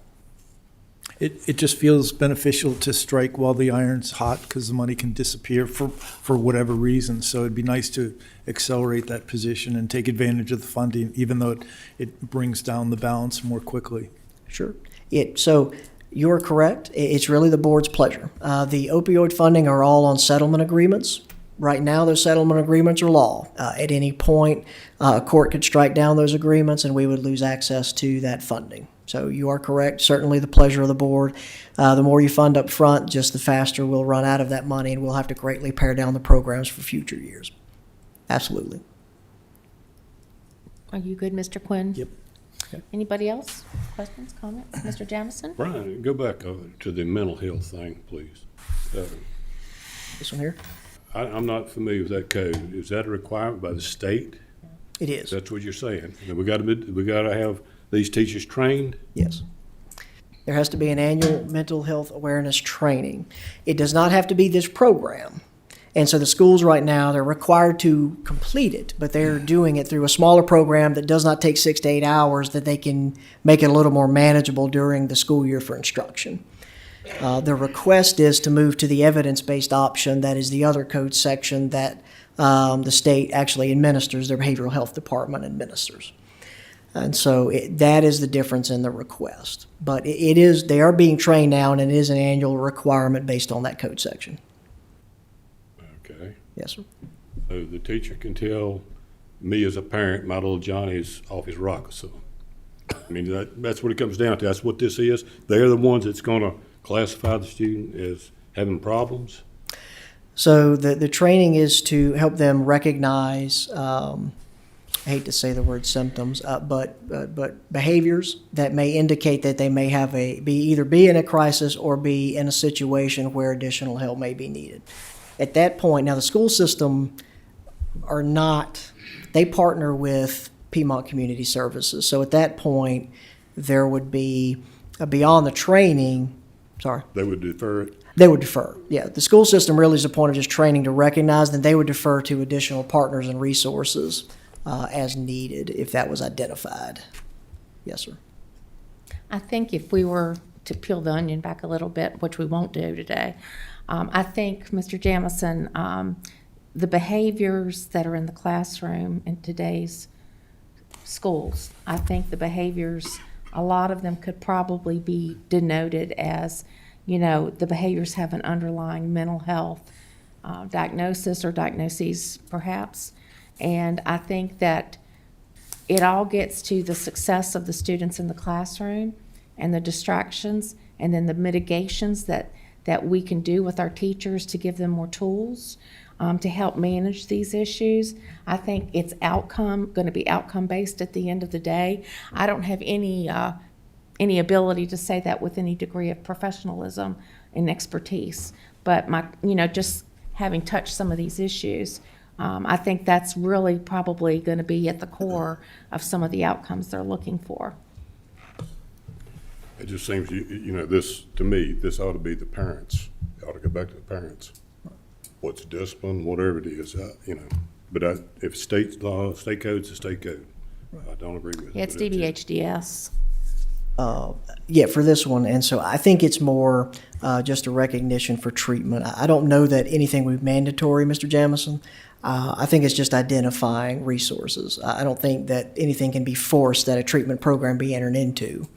But I think part of the thought of this is if you see early warning signs, you're able to intervene before they get into the CSA program, and then you get into foster care and other things. So I think as Ms. Smith's saying, as you peel the onion back, that's kind of the escalation that happens as you see the behaviors in the classroom. If they're not addressed, then ultimately they have to either be removed from the home, put in foster care or residential, and then you're paying for it that way. So the thought, from what I understand on the request, is that this is that, and same thing with Fresh Coalition and through Piedmont, it's that prevention measure that you see up front to try and get ahead of it before it does become more costly as they enter the system, for lack of a better way of saying it. That's the intent. But it to me, it's purely voluntary. It's just another tool. Okay, anybody else? Okay. Okay. Mr. Carter? All right. So then there is one request for a regional application through the West Piedmont Health District. Now, this regional pot of money does not require any county match. It's not using any of our available funding that we're talking about in this chart. This has nothing to do with any of this funding. The other projects would utilize our funding. This is competitive and this is regional out of that separate pot of money that we will apply to the OAA for. And so West Piedmont is looking for a regional project to strengthen prevention for sexually transmitted infections and community health. So what we're seeing is a correlation between STIs and opioid use. Drug use, but opioid particular for the purposes of our program and application for funds. Because it's West Piedmont Health District, it would be a regional project similar to what we would include through Piedmont Community Services. You're going to see Henry County, Patrick County, Martinsville, right? And so the purpose is to reduce the burden, particularly if you look at data, we can provide it to you. But there is an increase in syphilis in the county, happened in 25, a little bit in 24. And so what's happening of that is people are not being treated for that, or it's in correlation with substance abuse disorders. And so back to a little bit of that prevention, what you're running into is if you're able to go to a, whether it's an emergency call for substance abuse disorder, you have that point of entry to address other health issues. And so this is not just that, it's also in our jail system. And so there are certain inmates for incarceration or parole navigating reentry where these resources would be available to them as well. So West Piedmont is looking to partner with locality emergency services, again, various localities of those partner group, the Virginia Harm Reduction Coalition, and the Piedmont Community Services to expand mobile and community-based STI testing, integrate harm reduction and prevention and education, and then they would strengthen that reentry for parolees and recently released inmates.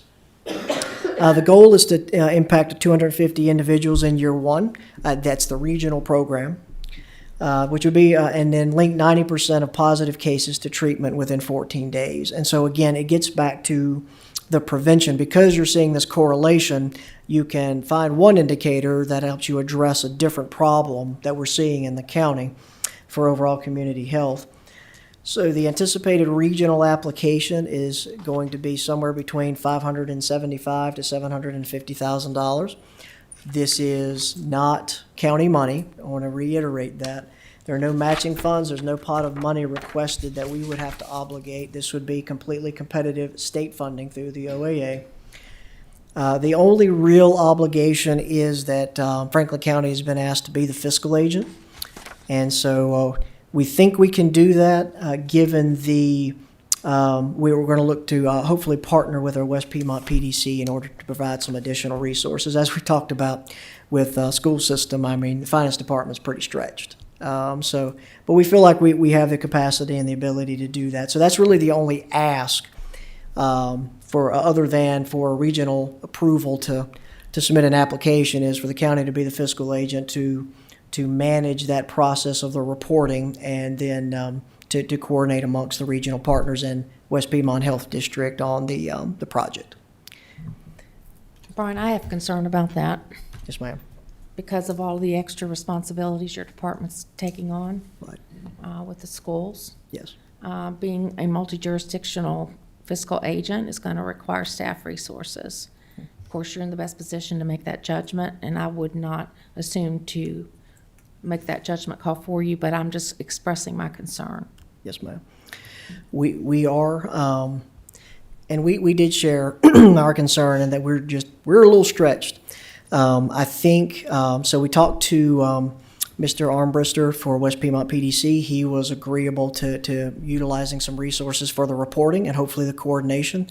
We still need to work out all those details. If they can't be successfully worked out, then I think the county will just decline to be the fiscal agent. That meeting is coming up next week, I believe, with all the with several of the associated parties for the county. I think, Ms. Smith, that caveat has to be that depending on the reporting, as long as those supplemental resources would be there through Mr. Armbruster and his staff, I think we would be able to do it. If it was 100% on the county staff, I would be concerned.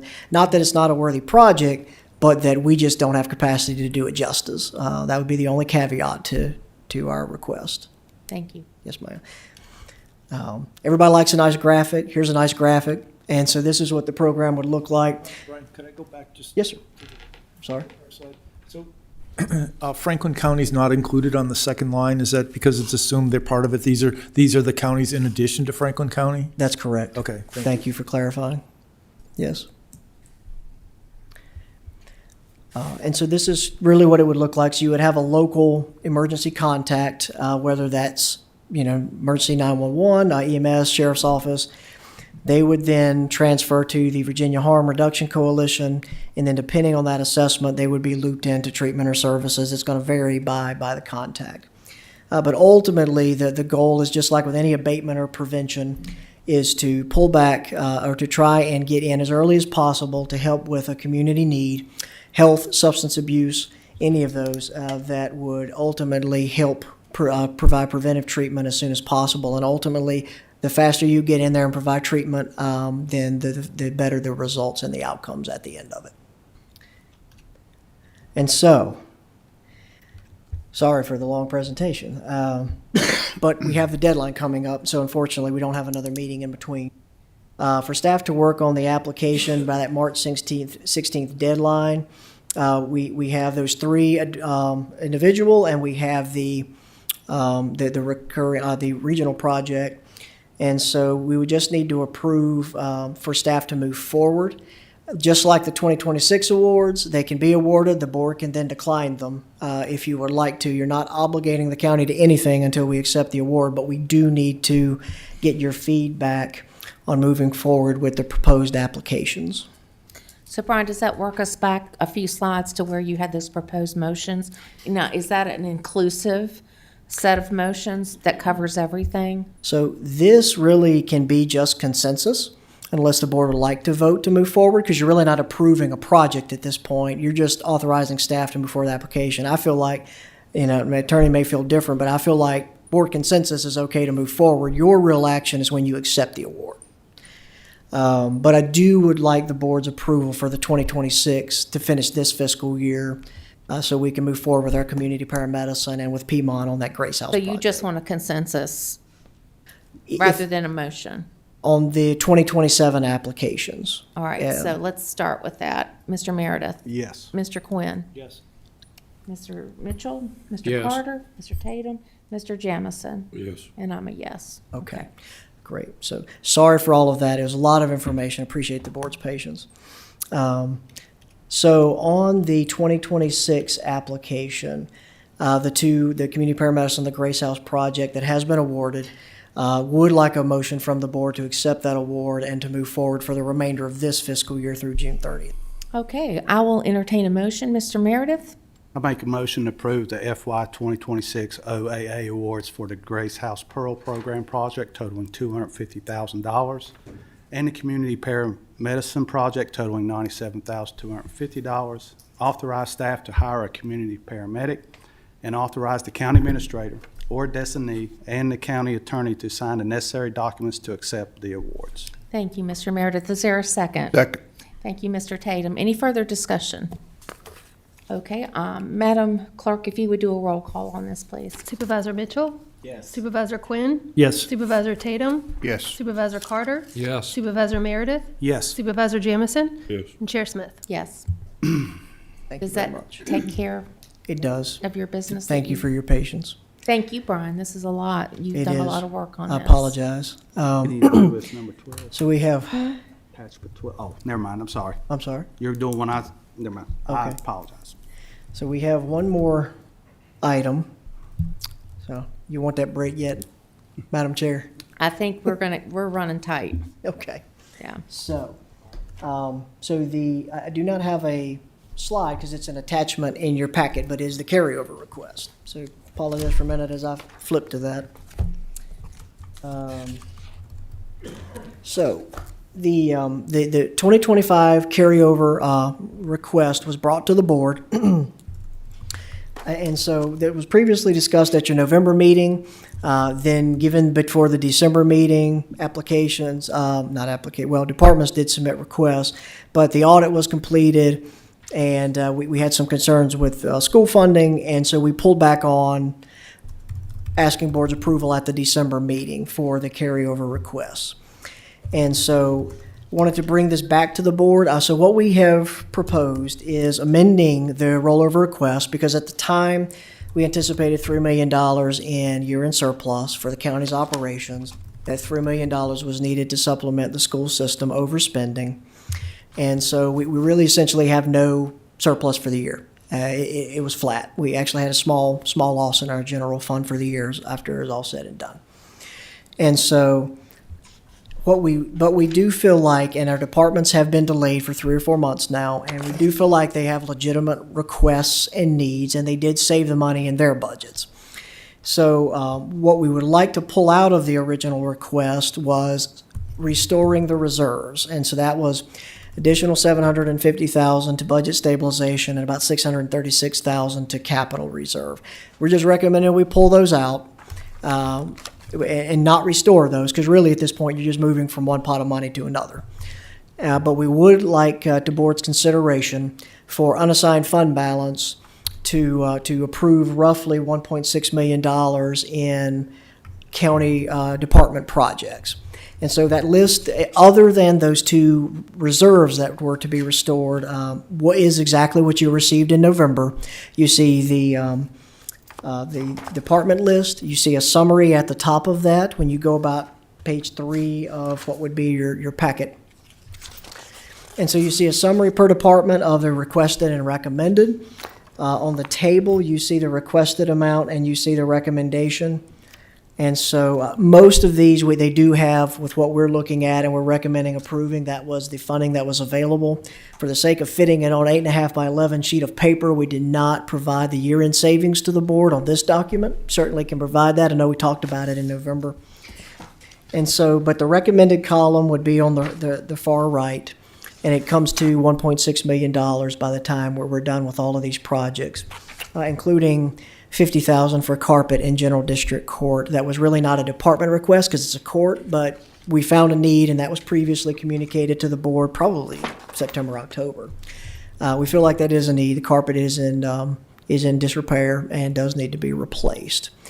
So we're happy to answer any board questions, comments, thoughts, or amendments to the recommended list of rollover requests.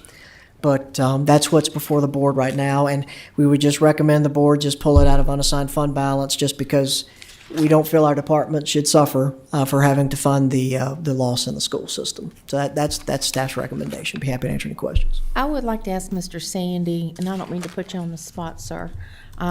This board has always been very, very cautious about hitting unreserved fund balance for anything. And do you have any thoughts to give the board with respect to hitting the reserves for this? Yeah, I think, we're certainly talking about the amount of money that's above that 20%. Right, That's part of your policy, so you're certainly not dipping below any policies there. And the other thing I would just note is that the purpose for this would be one time, so it would not be an ongoing, and that's typically what the financial consultants would advise against is pulling for that for recurring expenses. So I think because of those two reasons, I don't think there would be a lot of objection to dipping into the savings account, if you will, for these items. And as Brian said, if the board has some alternative recommendations on funding any or all of these requests, we're certainly open to that. These were, as noted, as Brian noted, certainly not recommending everything that was asked for.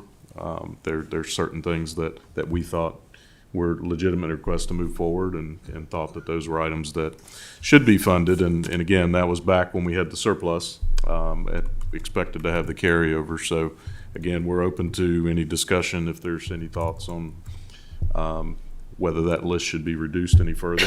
When I was in Richmond last week, I guess, time's flying by. Weeks, yeah. A couple weeks ago, I did have a conversation with David Rose, our financial advisor, with respect to this very topic. My concern was maintaining our excellent bond rating. And he said because all of this is foundational to us working with the school system and trying to, we made them whole with that $3 million essentially. He did not feel that it was going to impact our bond rating, and that it actually, he said that the rating agencies, and I'm just paraphrasing our conversation, is that he felt like this would be something that we could and should do without our bond rating being impaired in any way. Now, if the board is not satisfied with that much of Mr. Tatum. I just wanted to question one item that's over public safety. It's item number 4 under public safety. The volunteer stipend increase, see attached justification. I think the request was $78,000, and there was no money put in that. How much were we short last year? I'd have to look. I do not know the number off the top of my head. But it was several thousand because of the additional storms and things that they had to come in. And we're behind this year. And so, part of that request, or at least the stipends, we did receive some additional FEMA funding. And so part of the appropriations today is to go supplement their stipend line to help offset that for what we anticipate will be costs for the rest of this year. So, so that's why that was not one that we decided to fund, given all the other priorities and requests. I just want to make sure that we have enough money in there to cover that need. Oh, well, I think we have not changed our policy. And so at one time there was a discussion of, do we cap that funding? That has not been changed by the board. So realistically, any stipend that is legitimately run by a volunteer would have to be paid. You can't, in my opinion, you can't go after the fact and take it away. So if they've earned it. So if it does exceed the budget again, even with the supplemental funding, we will have to find funding from another pot of money to cover that, whether that's within the department or we're pulling it from another reserve. And that's not really a one-time money either. Well, it's not, and another reason why we didn't recommend it, because the stipends are going to be recurring. I think part of the thought was it would help pay for what we know is going to be the additional cost because of all of the winter storms last year. And it's a variable number. It is. It fluctuates tremendously depending on weather events and needs. Bottom line is when at the end of the day, we're going to pay it. Right. Find the money, we're going to pay it. Right. And I think that was that was the position of staff, that it would get paid. It's just a matter of if it ran over where we'd fund it. Yeah. Anybody else? I want to make one quick comment. I appreciate all the departments and the staff making these adjustments and helping us work through this. I do appreciate them doing that for us. So I do want to acknowledge them for being considerate and working with us as we get this all shored up. So we appreciate it. Thank you, Mr. Meredith.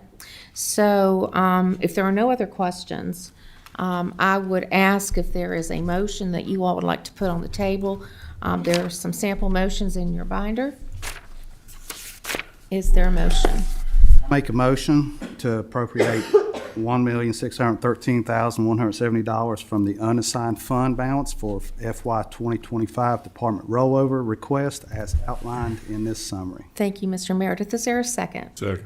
Thank you, Mr. Jamison. If you would so kindly do a roll call vote, Madam Clerk. Supervisor Quinn? Yes. Supervisor Tatum? Yes. Supervisor Carter? Yes. Supervisor Jamison? Yes. Supervisor Mitchell? Yes. Supervisor Meredith? Yes. And Chair Smith? Yes. Okay, Brian, thank you very much. Thank I know you've done a lot of work to prepare for those, and let us know how we can assist you moving forward. Great. Thank you.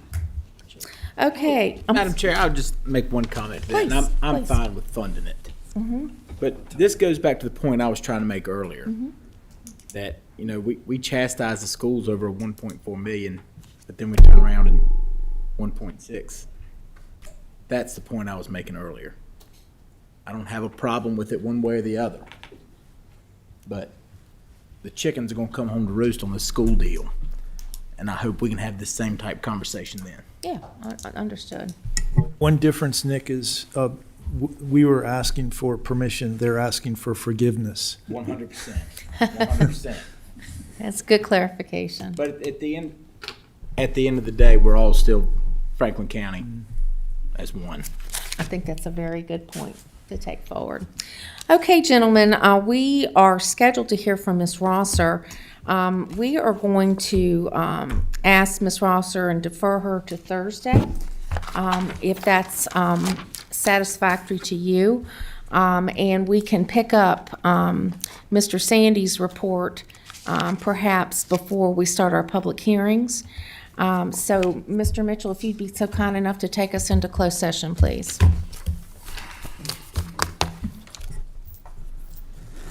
Franklin County Board of Supervisors moves to enter into a closed meeting in accordance with 2.2-3711A1 personnel discussion of appointments to county boards, commissions, etc. A3, discussion of the acquisition of real property or the disposition of real property. A5, discussion concerning a prospective business or industry or the expansion of an existing business or industry. A8, consultation with legal counsel employed or retained by a public body regarding specific legal matters requiring the provision of legal advice by such counsel. Thank you, Mr. Mitchell. Is there a second? Mr. Tatum, was it you? Thank you. Madam Clerk, roll call, please. Supervisor Meredith, Yes. Supervisor Jamison, Yes. Supervisor Mitchell, Yes. Supervisor Carter, Yes. Supervisor Tatum, Yes. Supervisor Quinn, Yes. and Chair Smith. Yes. So we are now in closed session. You can pick your dinner up on the way back to B75.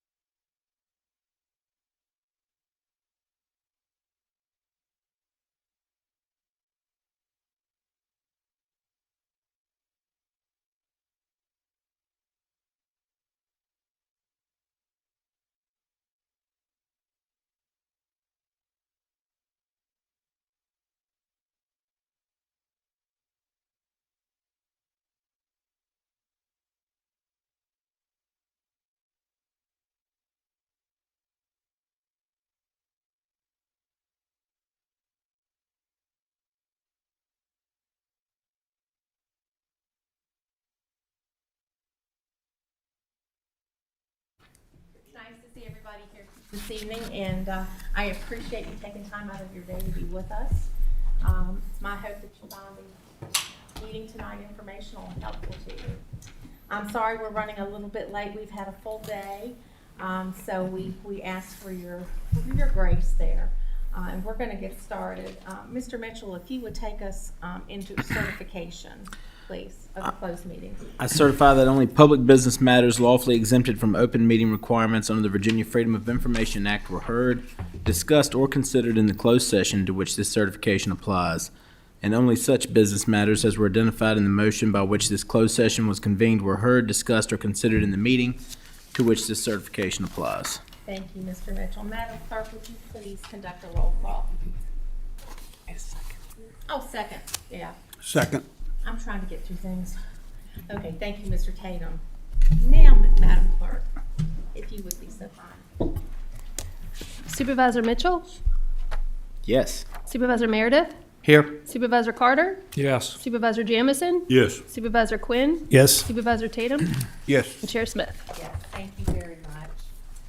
Okay, we are going to move directly into our public hearings for this evening. It's nice to have our newly appointed county administrator wearing several hats this evening. Mr. Sandy is going to be presenting on behalf of Ms. Cooper, who is out on medical leave. And the first item that we have for tonight is a rezoning application from applicants A Boone Development, Inc., owners, Willard Investment Properties, LLC, and Willard Construction, Smith Mountain Lake, LLC. Mr. Sandy. Yes, thank you, Madam Chair. And as you said, I'm filling in, so bear with me. I did present these at the Planning Commission meeting as well, so I do have familiarity with all these requests. There are a number of them, so I'm going to try not to repeat myself, especially on the first one. So as you mentioned, the first item, the first public hearing is the rezoning portion of the request of A Boone and Willard Investment Properties for developing about 82 acres of property located kind of between the movie theater and Booker T National Monument. So you know where some of that open land is, where they just built the Kroger fuel pumps, where they just, the Ridgeview Bank. So most of this really pertains to most of that remaining land there is the 82 acres that we're speaking of. And so back in early 2000s, there was a rezoning approved for that project. I think it was also amended in around 2014. So there is already approvals for development of that property. What this request is all about is coming back in to amend that previously approved master plan for kind of a new proposal. And the residential piece, as you see here, represents about 103 single-family homes that would be built on this property, and then still leaving the front part of the property into 5 commercial pads that would be used for designated business purposes. And as the notice does indicate, this area is identified for residential mixed use. It's in the village of Westlake, identified as village mixed use, and it's also part of the Westlake Halesford designated growth area. So let's see. Along with the zoning map amendment, there's also a request to amend the conceptual plan, which I mentioned, but there's also 2 special use permits that are associated with this. One is for private roads, and one is to allow the detached single-family dwellings in the planned district commercial zoning district. So those will be the 2 following public hearings. And again, I'll touch on those briefly, but I won't go through all the details on the property again. I'll try to cover most of that with this first one. As I mentioned, it's this property as part of the Westlake Town Center between the monument and the existing town center development. The single-family residential will be about on roughly half of that, 45 acres for the 103 total lots, plus or minus. There'll be open space in the residential area, particularly in the back of the property, and I'll show you the conceptual plan. There's also future potential pedestrian trail, and so we've been working for a number of years on a Westlake trail that would extend behind Runk and Pratt facility, and it would connect to Booker T. Washington. We've had a number of different obstacles along the way, and so that trail has not been constructed yet, but I think this final piece of working with the developer to make that connection to Booker T will be the piece that we really need to make this, to make that trail happen. So it was great to see that they have proffered, that they're willing to work with us on the necessary right-of-way and making sure that we can get that trail to its intended destination. As I mentioned earlier, there's about 5 commercial out parcels, roughly 13 acres on the front of the property. And then, as I mentioned before, 2006, the board approved a mixed-use development, and you can see here, it was a mix of townhouses, both one-story and two-story, office complex, and then retail uses. So what we're really asking for in this request is to modify that previously approved plan, as I said, to allow just the single-family housing and the commercial spaces up front. There are 3 deviations that are requested. So as part of a PCD project and as part of a PCD approval, there's required to be a concept plan. And there's also the opportunity in the PCD to request deviations for things such as lot sizes and setbacks and so forth. And so that makes our PCD district really the most flexible because it allows for some of those modifications. And so they've asked for a deviation in the area, the lot size, to allow for a minimum lot area of 8,000 square feet. They've also asked for a minimum of a 60-foot lot width because these lots are on public water and public sewer. And then they've asked for a front setback to be a minimum 25-foot setback from the proposed right-of-way. So those are included on the concept plan, but any approval that may be granted, those will specifically be identified whether or not those were approved deviations by the board. Under the concept plan, there's 2 new entrances proposed along Booker T, Route 122, and 1 entrance is proposed at the intersection of Parkcrest Drive, and 1 entrance is between the commercial out parcels, Road C, as a private right-of-way that connects to Apron Drive. And again, you'll see this on the concept plan I'll show you in just a minute, and that's in your packet. And I'll just say there that the developer is continuing to work with their traffic engineer and work with VDOT on any necessary improvements that may be needed to allow those entrances there.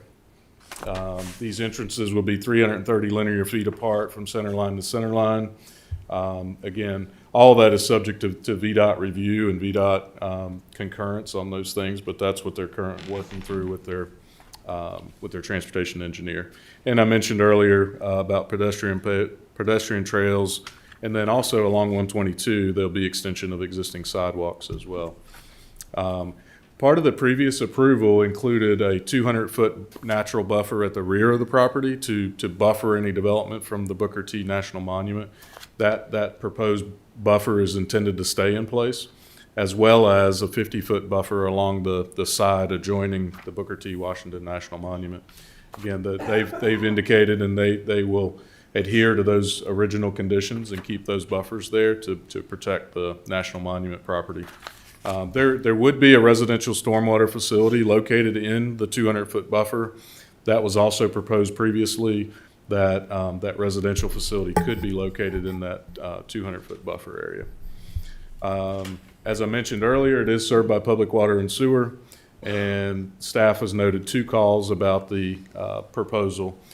So again, let me give you just a little bit of bearing here. So Route 122 is here, Booker T Washington National Park, kind of at the top of the page here at the north end, and then Westlake Town Center down here. I'll note this property here, which is currently under construction. A few months back, this board approved a zoning case for this property to allow about 160 townhouses and condominiums, which are currently being built here. And that butts up to the Runkin Pratt residential property, which is about in this area. But as you can see here, kind of I guess it shows up as kind of a tan color on the map represents the single-family residential portion of the property. The blue line here represents the potential kind of trail connection, which would connect back into Westlake Village. And then the blue properties up front represent the commercial tracks that would be available on the front portion of the property. We've talked a lot about the vicinity, so it's in Westlake. Again, this is Booker T. Washington National Monument is here, so this is the property immediately adjacent, directly across from Rock Outdoors, if you're familiar with that location. Again, it is part of a planned commercial district. It is village mixed use and residential mixed use in our land use plan. I'll just hit a couple of these things quickly. The proposed project meets the purpose and intent of the zoning ordinance and promotes the health, safety, and general welfare of the community because it demonstrates the following. I'm going to really summarize that. It's in a DGA and it's in an anticipated growth area. The project will expand residential and commercial uses in the town center in the DGA and will prove to be in character with the intent of the comprehensive plan. As I mentioned, the natural buffers between the development and Booker T will be maintained and protected. And then the density of the proposed development is actually less than what was previously proposed, so that is not intended to be an intrusion on the surrounding area. The proposed commercial development represents economic development activities in the county and does support the DGA as well. And then, as noted previously, there is 24 acres of open space that would be part of the project as well. The comprehensive plan and the village plan support this project. And it is in keeping with the PCD district and the purpose of the PCD district. And as mentioned previously, there are the 3 deviations that are requested to be part of this project. Finally, the PCD district would encourage this type of development with commercial parcels proposed close to 122 and housing back behind. As we noted, that really complies with what's shown in the comprehensive plan as far as the future land use.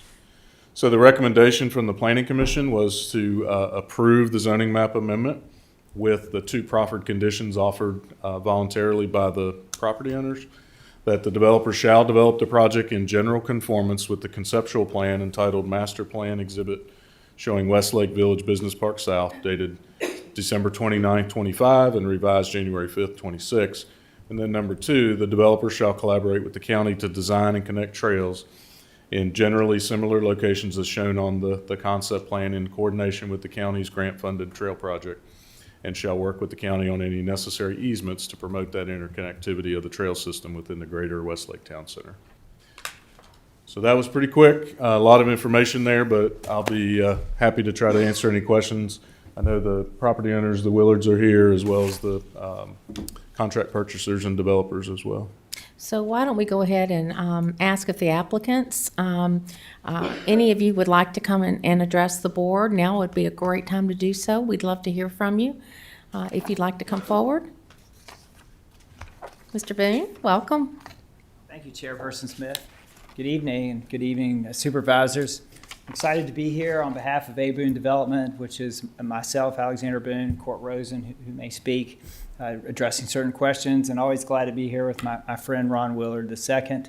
Yeah, this really is an opportunity to complete the vision that they had 25 years ago. And you supported us last year, and we greatly appreciated the support of our condos and townhome development that is going in Westlake Town Center right now. I think each of you has seen that. It's pretty exciting. It's a big project, and we're excited for homes to start this spring. So we got set back a little bit with the weather the past few weeks, but if we can slog through the mud right now, you should see fresh wood in there this spring. So that's really great news. But this is really the next step in it, because what we're trying to do is bring single-family detached housing to Westlake Town Center to complement the condos and the townhomes and to really make it work for anybody. I think you're going to see every walk of life, every stage of life. And that's what the Town Center, I think that's what Ron and Ron were trying to do. They were trying to create something for every stage of life. And I think this will do that. I mean, we really think that we'll have families in the condos and the townhomes. I'm convinced of that. I think the price points will help. The low maintenance that you'll have there will definitely help. But a certain component still wants a home. And Mr. Sandy did a great job going through some pretty technical, dense stuff, dealing with special use permits and zoning map amendments. But really, the why is the 6 whys, the way I look at it. Why are we doing this? Number one is we need single-family detached housing because you're going to get a certain component of the population that just wants a single-family house. So I think that's really important to have that in a walkable community, and that will help, of course, the existing businesses and then lead to new business growth in this area that I'll talk about on the next phase. Number two is we're going to offer different types of housing through our building partner, Ryan Homes, who I'll address in a minute. We're going to have 1-story homes, 1.5-story homes, just with most things on one floor, but maybe a couple bedrooms and a bath or two upstairs. And then we'll have full 2-3-story homes with walkout basements. So we should be able to meet anyone's criterion for housing. I think that will be great for the area. I mean, and I know from reading information from the board, there's only a 3% vacancy rate right now in Franklin County. So this is certainly going to help immensely. We think the price point is going to be good too. That's another reason is we're going to try to get in the 3s, but it's probably going to be low 4s, which is a lot of money. But unfortunately, that's a really more affordable, attainable new home today. And again, that's unfortunate. But Ryan Homes, our builder, really they're a game changer. They're why we're here today. They can create high quality homes, and you're going to see that in the town center, the condos, and the townhomes. Very high quality, very high customer service, high touch. But because they sold 25,000 homes last year in 16 states, they can provide. They have the economies of scale. They can buy the thing at prices we can't touch. And that allows them to offer homes at a much lower price than we can as a private builder. The other thing is we just need to add more rooftops to support the commercial. There are a lot of people here, and you've got to have the rooftops before you can have the commercial. And y'all have great commercial. I mean, the Willards had a great vision for that and have done a great job. They get a lot of calls. We talk to economic development folks here, and they're getting calls, and they need this land, but they got to have the rooftops. And a year ago, when we first were working on our town center project, we talked with a number of retailers, and they just said there are not enough rooftops there. And so that was disappointing, and we're trying to make sure there are enough rooftops here. Lastly, I think this is a community that will allow so many people to stay in Franklin County. They'll be able to get empty nester type housing, 1-floor living, so they can be here. You have families here. You've got people who can work in Bedford, who can work in Rocky Mount, Roanoke, Lynchburg, who can be here and be on the lake in 5 minutes. And that's a great marketing piece for us. I'll wrap up briefly. Commercial, the commercial component, it hasn't gotten as much attention for us, but this is very important because right now we're working with some commercial users. I can't tell you exactly who because nobody is committed yet, but we're looking at some pretty good, maybe some office space, maybe some medical offices here. We think we can get a restaurant or two potentially. We're talking to a couple of other commercial users. And so everybody was waiting for this outcome to see where this landed and what it will look like. So I think it's really important because this land is right on 122. It offers more commercial opportunity. It's at the end of Westlake Town Center. You can continue to expand what's already been so successful thanks to the Willards and everyone who made an investment there. This land's already on Western Virginia water and sewer. So it's right there. It's there. We can use it immediately. And lastly, we can create pads for a big use, and we'll see what comes of it when we get out and work with Ron and others in economic development to try to attract the right commercial base here. Lastly, when you look at the comprehensive plan, as Mr. Sandy said, this is residential mixed use. We clearly meet that. This is a mixed use project. It's a village mixed use, which talks about having commercial on the front and retail in the back by definition. And so by definition, we meet the village mixed use. And interestingly, I really, when I was reading some of the comp plan about this is a designated growth area. So you have water and sewer. You have the ability to have density at this location and then preserve some of the more rural characters of the land around it. And this town center is set up perfectly for exactly what we're trying to do. And so together with Ryan Homes and our friends at Franklin County, we're grateful to be here. We're excited to be part of the community. I'm glad to answer any questions. at this time, and open for anything. And Mr. Rosen has worked very heavily on the traffic component of this and others, and glad to answer any questions about it. Thank you so much, Mr. Boone. So I'll open up the floor to my colleagues to see if you have any comments or questions that you have with regard to this application. Yes, Mr. I have Jameson. a question, maybe, Mr. Sandy. Lisa's comments in all three of these, Lisa Lewis's on the traffic study, has that been addressed? Is that? I think Mr. Boone could address that. I think they're currently working on that traffic study. Okay. It's active. I mean, we're having a traffic impact analysis done as we speak. We've talked with the traffic engineers. Mr. Rosen is working directly on that. We hope to get some results back soon.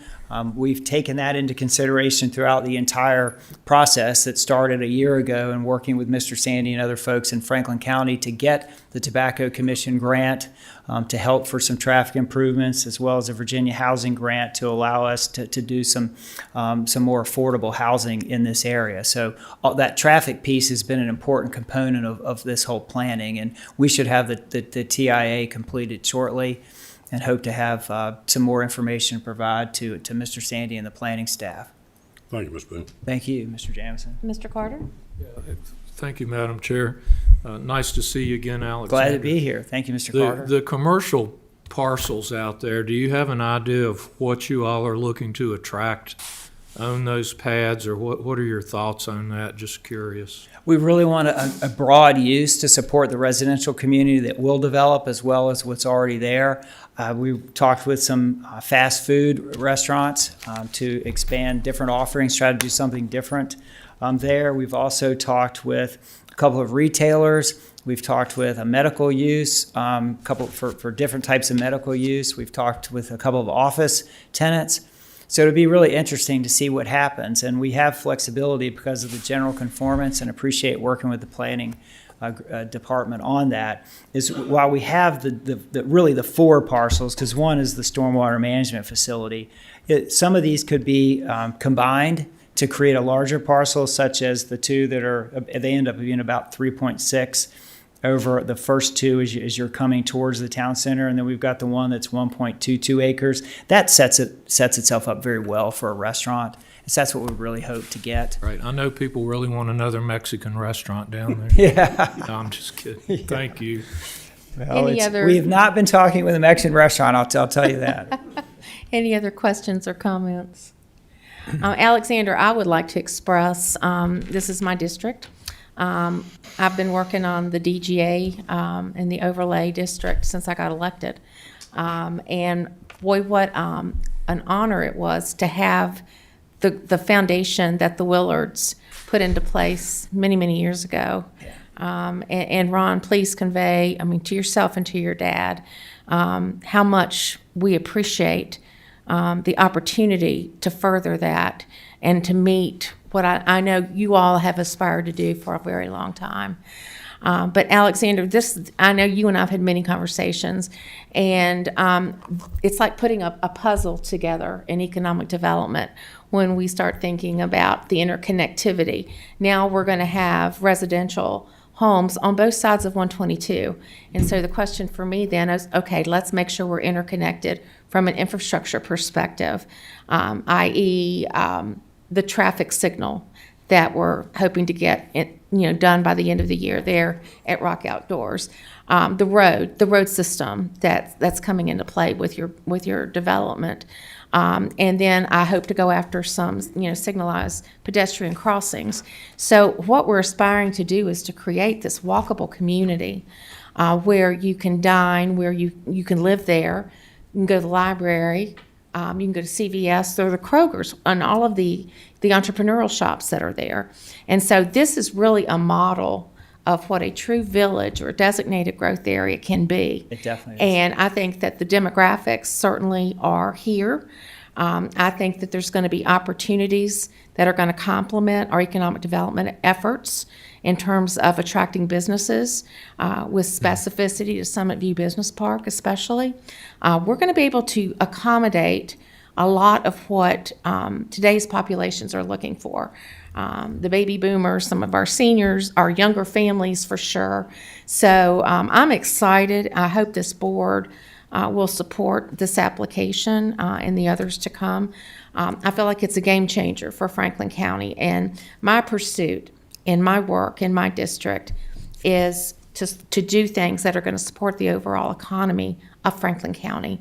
It's not just about Gills Creek District. It's about uplifting every single district with a tax base that's going to do nothing but complement the services that we can provide. Absolutely. This gives you, I mean, you already have growth, and this allows you to continue that growth. I was going to mention Summit View, which is a beautiful park. I mean, having the natural gas on the site now is a game changer. I mean, we have such a shortage of larger sites in the Commonwealth that I'm excited about that. I think these homes will absolutely help help attract, because businesses can't grow and attract people if they don't have a place to live. And that's one of the, when we talk with Danny here and other economic developers, they say we really struggle recruiting because we do have a housing problem here, and you have it everywhere because of what happened after 2008. But it's been acute here because we didn't have the growth to help pick it up after, when you saw other areas that started coming back in 13, 14, 15, and we really looked jealously at some of these other places because we didn't really have the growth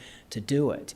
And we thankfully have gotten some good footing. Y'all have had great growth down here. This is exactly what you need. You got to have single family detached housing to go along with the attached housing. Agreed. Okay, are there any questions for Mr. Sandy and or Mr. Boone before I open the public hearing? Thank you, Alexander. Thank you for the opportunity. Thank you. Okay, so at this point, I will formally open the public hearing on this application. Madam Clerk, do we have anyone signed up? No, ma'am. Thank you. Is there anyone in the audience that didn't sign up that would wish to speak to this application? We are more than happy to hear from you. Okay, hearing none, I will close the public hearing, and I would defer to my colleagues to see if there's further discussion or desire to place a motion on the table. Madam Chair, I'm prepared to make a motion. Please, Mr. Tatum. Thank you. I find that the rezoning will not be a substantial detriment to adjacent properties, that the character of the surrounding area will not be changed thereby, and that such zoning will be in harmony with the purpose and intent of the county code, comprehensive plan, and with the public health, safety, and general welfare to the community. Therefore, I move to recommend approval of the applicant's rezoning for the zoning map amended, rezone to amend the conceptual plan with 3 deviations and 2 proffers to allow for a housing and commercial development as recommended by the Planning Commission. Thank you, Mr. Tatum. Is there a second? Second. Mr. Carter? Madam Clerk, if you would be so kind to do a roll call vote, please. Supervisor Carter? Yes. Supervisor Tatum? Yes. Supervisor Meredith? Yes. Supervisor Quinn? Yes. Supervisor Jamison? Supervisor Mitchell? Yes. And Chair Smith? Yes. Okay, Mr. Sandy, the next application, again, A. Boone Development, owners Willard Investment Properties LLC, and Willard Construction Smith Mountain Lake LLC. Mr. Sandy. Correct, yes. The next public hearing is same property, same proposal, really. It's just now that you've approved the change in the zoning to allow for, the special use permit is to allow for the single-family housing to be part of the planned commercial district and part of this development. So as mentioned before, looking for approximately 103 single-family dwellings to be built as part of this property. I mentioned earlier it's on about 45 acres of this property, so that's about a 2.28 houses per acre. And mentioned earlier that there were 2 phone calls inquiring about the application. Again, same concept plan. We're talking about the single-family housing occurring in the tan area on the map. And just some photos that were submitted as part of the package, just as a general indication of the type and style of homes that may be built here. Mr. Boone touched on this, some being 1 story, some being multiple stories, just various home types that Ryan Homes would articulate for this property. I'm going to zip through these again because we've covered those. Really, I think the primary thing is the recommendation from the Planning Commission is for approval of the special use permit to allow the single-family housing with 8 conditions. Number 1 and number 2, which really are identical to the proffer conditions that were part of the first approval. But I'll just clarify that the rest of the conditions, subdivision plat submitted before site plan approval, and that must be recorded. That's just part of our subdivision ordinance. This talks to getting the necessary approvals. So the first, number 4, getting water and sewer approvals. Number 5, getting VDOT approval and meeting all the VDOT requirements, as Supervisor Jamison had brought up earlier. Getting all the addressing from our GIS department, getting building permits and all the other necessary development permits. And then finally, just reassuring that 200-foot buffer is maintained again through the special use permit as a result of the ultimate development. So I'll be happy to answer any questions that you may have on this one, and Mr. Boone may have a few additional comments as well. While you're standing, are there any questions from Mr. Sandy? Comments? Okay, thank you, Steve. Mr. Boone, is there anything you'd like to just state further, or are you good to go? One quick. Please. I talked a lot about Ryan Holmes. Really excited to be with them because they do provide an opportunity to create projects like this. But I want you all to know that we're a local developer. We'll be working with Ron on the architectural control. We put in the infrastructure, we put in the roads, we put in the entrances, we design the aesthetics of it. So you have a local team building this, developing this site, and we turn over building pads, and Ryan Holmes builds the homes. So you get the best of a national, large national home builder, but you have a local developer who's in the community, who plans to continue to be in this community and develop more in the community. So you get the best of both worlds. I wanted to make sure that was clear. As this is a very much a local development team with a local contractors. Franklin County's own Bowman Excavating will do the work as they are doing the work in the town center right now. So you get local and then national to do the home building. I can tell you, we appreciate that so much. We always want to bolster our local businesses. Thank you. And contractors. Any supervisors have any other comments or questions for Mr. Boone? Thank you very much. I will open the public hearing on this application. Madam Clerk, do we have anyone signed up? Okay, is anyone in the audience? Would you like to address the board? We're welcome again to hear from you. We'd love to hear from you. Okay, hearing none, I will close the public hearing, and I will defer to my colleagues for your desire for either further discussion or motion.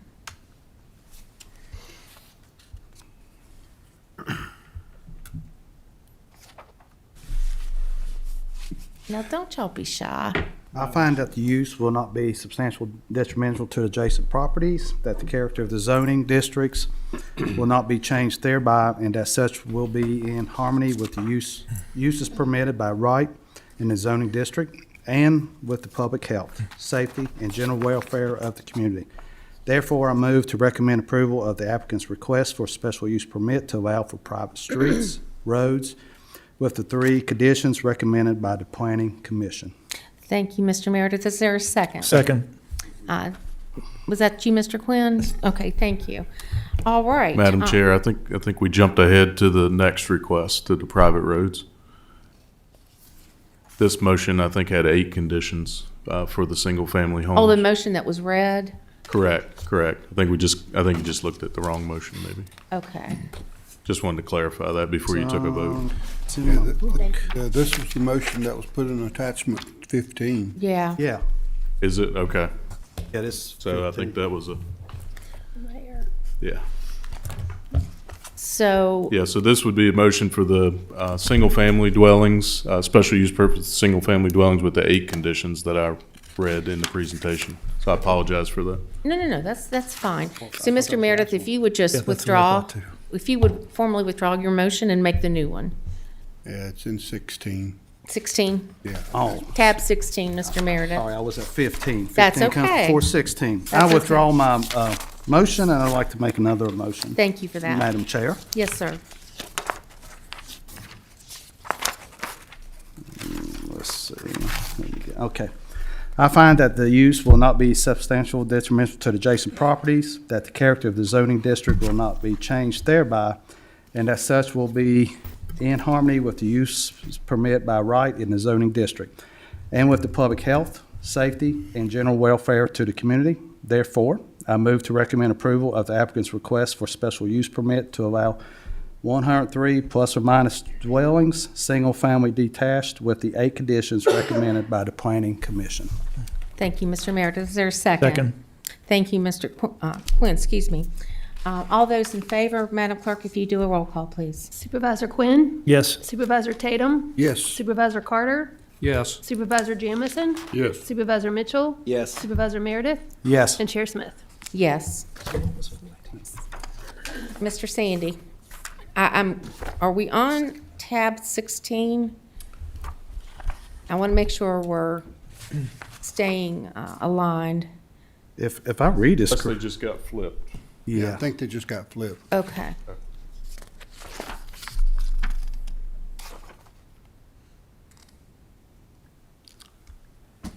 The private streets is really, Yeah, and that's tab 15 has the Yeah. motion for the private streets.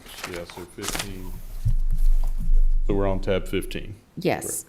Yes, so Mr. Sandy, if Yep, you would. so the final request relative to the residential project we've been talking about is another special use permit to allow for private streets. And so this is intended to be in keeping with the Westlake Town Center, which all those streets within the town center are private at this point, and they all fall under a common agreement for maintenance and upkeep. And so that's the intention with this development, is to maintain that as part of this project as well. And that would apply to all the internal roads that are shown on that concept plan. And so, certainly this road that feeds the subdivision, as well as any roads up here that are part of the commercial area, would be maintained as private. And again, would fall under the maintenance agreements that are currently in place as part of the Westlake Town Center and/or HOA association that may be developed for the residential portion. So again, won't go through all the maps again, because it's the exact same piece of property that we're talking about, that we've talked about on the 2 previous hearings. Again, this special use permit specifically is to allow private roads. And typically, I know we generally will have concerns about private roads. And the ones that we have approved in the past, we wanted to make sure there was a maintenance agreement that was part of that. And so you'll see that in the conditions that are recommended. So the Planning Commission did review this and recommended approval with 3 conditions. Again, number 1 is kind of tying it back to that concept plan. And then 2 and 3, I think, are the important ones relative to the private roads, that there shall record any road maintenance agreement in the documents in the clerk's office. And that has to happen at the first subdivision approval on the property. And then number 3, that surety will be posted with Franklin County to construct those private roads. And that surety shall not be released until a licensed engineer in Virginia has certified that those roads were completed according to the VDOT subdivision street requirements. And so those are the 3 conditions that are proposed. And I'll be happy to answer any questions that you might have relative to this special use permit for private roads. Thank you, Mr. Sandy. Are there any questions, gentlemen? Steve, I just want to clarify on the RMA. When we talk about the subdivision street requirements, are we talking about these requirements satisfying secondary road status should an HOA in the future come in and want to make them public roads? Are those standards the same? Yeah, that's the standard. So we don't necessarily want that to be, a substandard road. We want it to be a Right. quality road that's built. Sure. But that would also, open up the opportunity in the future if however many years into the future that someone wanted to change that to a public road, that then they would have the opportunity to do that. Very good, very good. And again, Mr. Boone may want to speak to this as well, just a little bit relative to, the maintenance agreements that are in place. Okay. But again, the Planning Commission recommendation is for approval with the 3 conditions as noted. Thank you, Mr. Sandy. Mr. Boone? You just should stay. We're going to work you to death. It's really nice to be able to come and talk when you have when you have as much credibility behind you as the Willards have what they've created there. Yeah. We're part of Westlake Town Center. Our community will be part of Westlake Town Center. Our roads will be part of Westlake Town Center. We will be under the master maintenance agreement that's already there. We'll have an HOA that, if you will, is a backup. If for whatever reason down the road, years down the road, the Westlake Town Center say that they became public or they broke up into different communities, that we will have an HOA that would have the power to take over its roads and, of course, have a substantial investment by the homeowners in seeing that the roads are maintained. As Mr. Sandy mentioned, they're built consistent with VDOT subdivision street requirements. These are going to be high-quality roads. We think we will have a sidewalk at least on half of them. There just aren't any issues. I know that there have been issues in Franklin County, in other smaller communities, more rural communities with private roads, but this is not going to be that situation. It'll be well-funded, and it will have to make sure that they're up to the high standards that Ron enforces every day. I mean, he's in the community every day. Yes. And make sure that the roads are in good shape. So that's what we're doing, and we'll sign those agreements, and they will be bonded, as you see in the presentation. Any questions for Mr. Boone? Okay, thank you very much. Thank you. I will now open the public hearing on this application. Madam Clerk, do we have anyone signed up? No, ma'am. Thank you. Anyone wishing to speak to the board that didn't sign up? Okay, I will close the public hearing. I will defer to my colleagues for any further questions or comments or a motion. I'll offer a motion if somebody tells me the right one to read. I knew you 15, correct? Tab 15. I knew he was going to say that. I find that the use will not be of substantial detriment to adjacent properties, that the character of the zoning district will not be changed thereby, and that such use will be in harmony with the uses permitted by right in the zoning district and with the public health, safety, and general welfare to the community. Therefore, I move to recommend approval of the applicant's request for a special use permit to allow for private streets or roads with the 3 conditions recommended by the Planning Commission. Second. Thank you very much. Madam Clerk, roll call, please.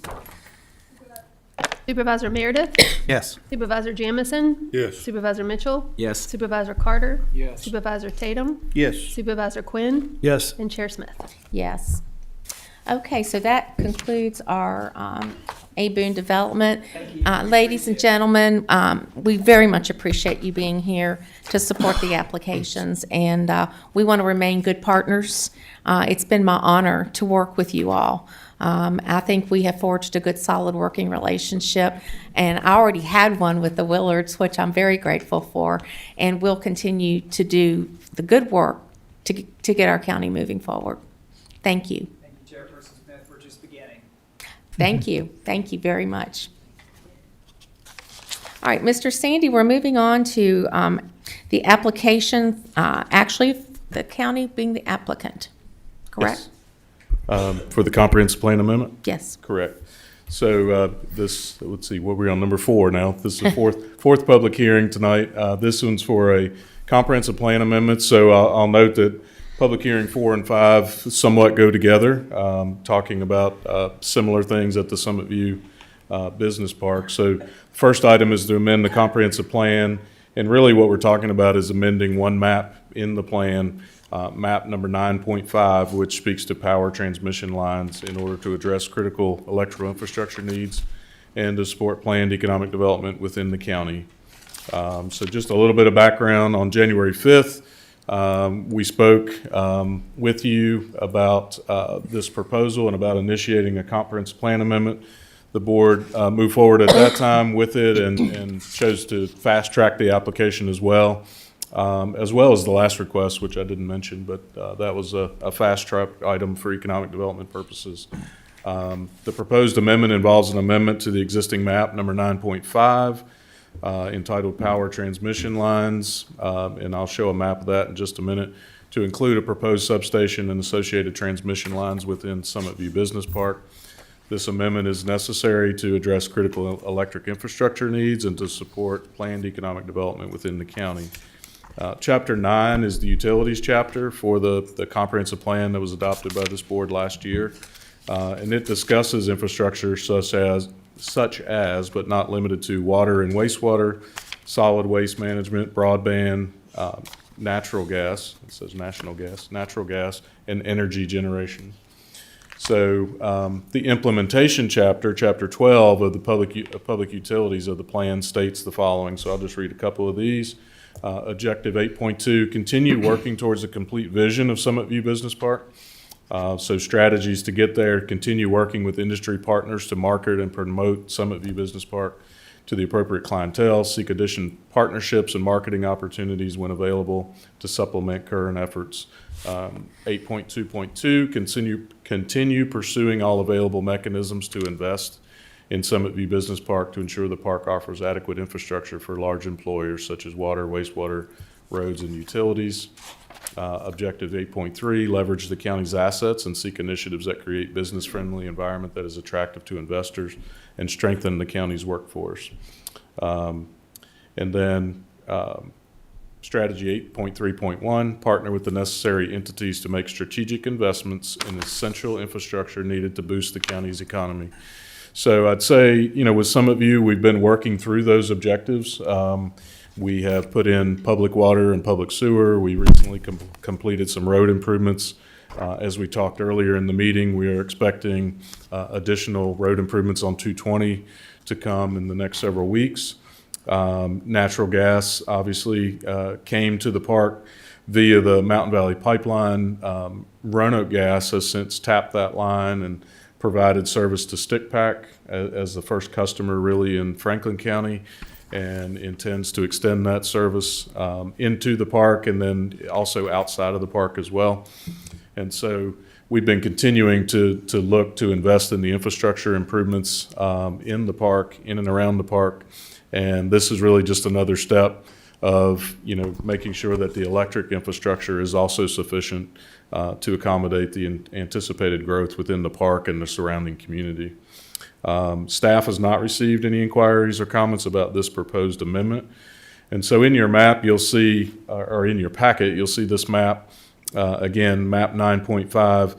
Really what's been added is the inset here, the kind of the square there, and this area here showing the intended proposed substation within the Summit View Business Park, and those associated transmission lines being in there. And so I mentioned to the Planning Commission that really I take some fault for this. I think this really should have been included before you guys adopted it, because this is something that we've actually been talking about with American Electric Power for a couple of years about the need to upgrade the service capabilities in this area. So I'm not going to say it was an oversight, but we really should have included it in the plan that you adopted last year.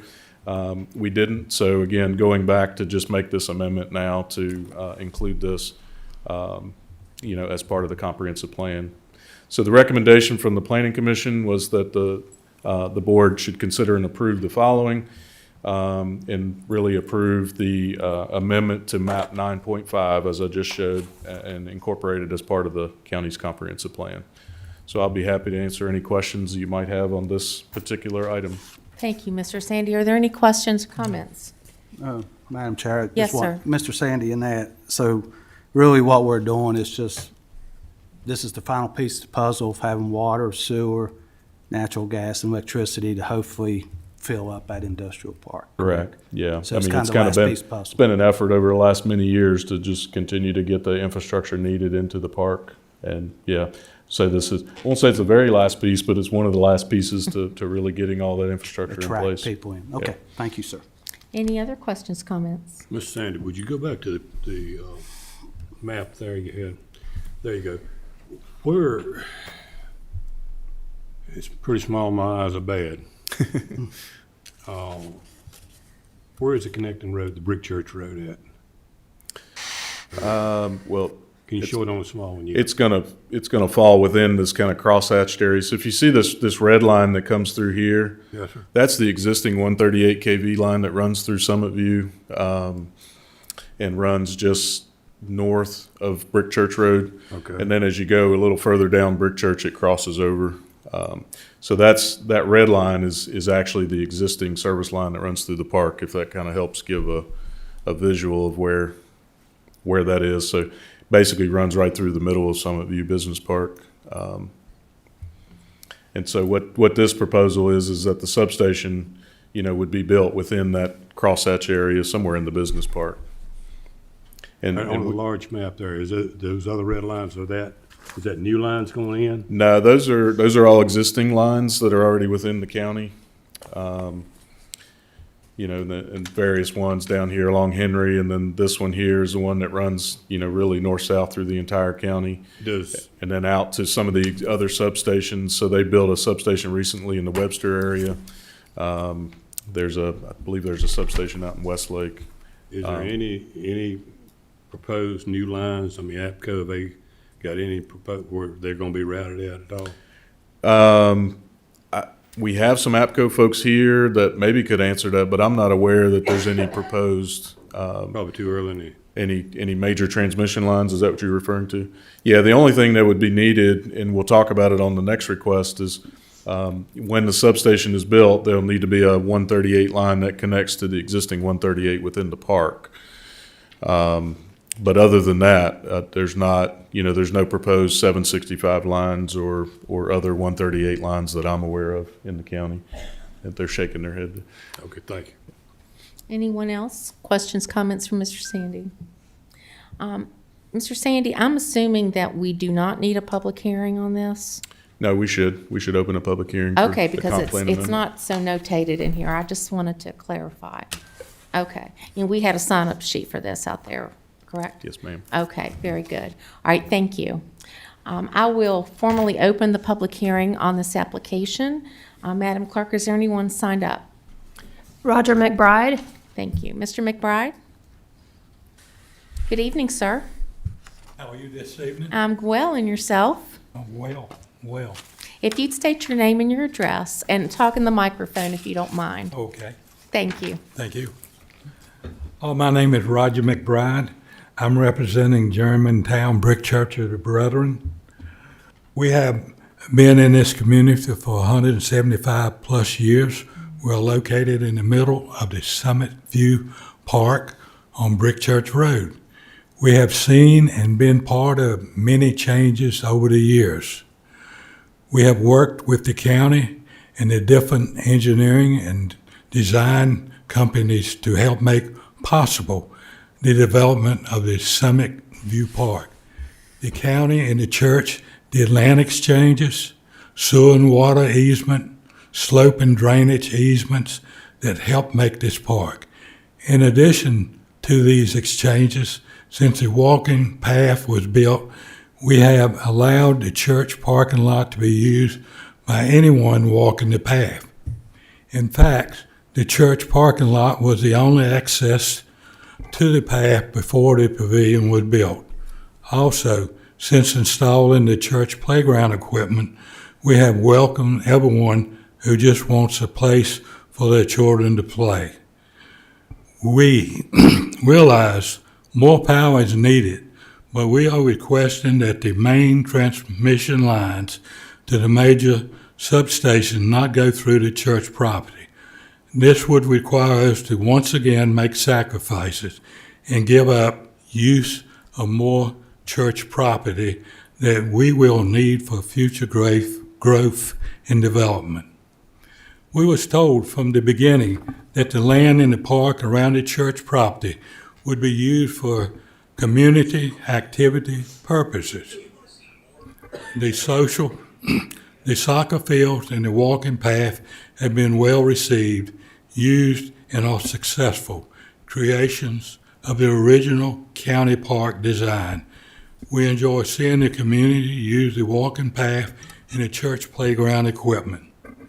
In light of our ongoing cooperation, we ask you to respect our request that the transmission lines be placed somewhere other than across church property.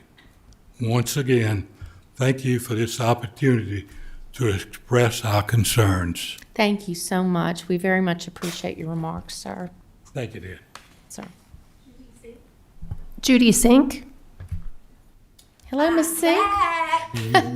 How are you, Miss Sink? You doing well? If you would state your name and address for the record, please. Judy Sink, 397 Willow Creek Road. Thank you. I'd like to ask all of you a question. Are you putting the cart before the horse? The reason I ask this is that the area around Summit View is a community with a church. A community is defined as a feeling of fellowship with others, sharing common attitudes, interests, and goals. It is an exchange of wisdom where each voice matters and each person adds something that is essential. If you allow the changes to the original plans for the power lines and substations, you will be destroying this community. A community with a church that is very much alive and is the oldest church in Franklin County at 178 years old. If you allow these power lines to be put in place, this will prevent the church from being able to expand the building, the parking area, the playground area because of right-of-ways. Why would you agree to something that could destroy a vital piece of this community?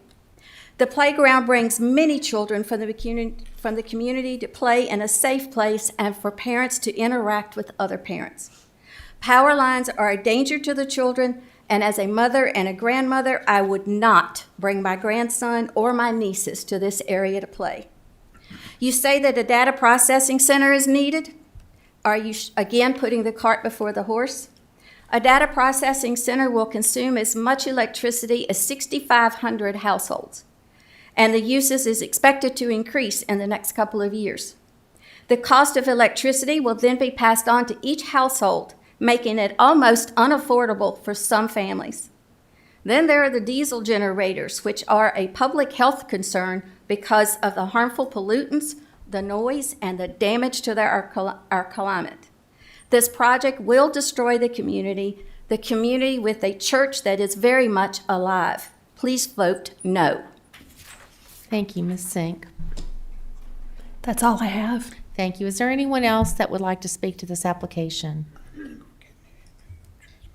Okay, hearing none, I will close this public hearing. I will defer to my colleagues for any additional questions, concerns, or a vote on this application.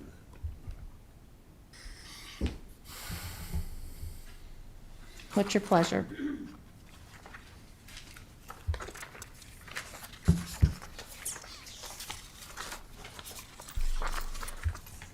Anyone?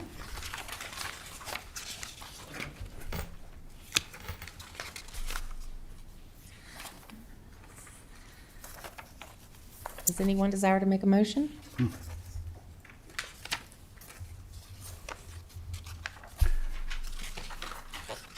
Guess I'm gonna have a question. With the substation, I know APCO's here, where would the lines run?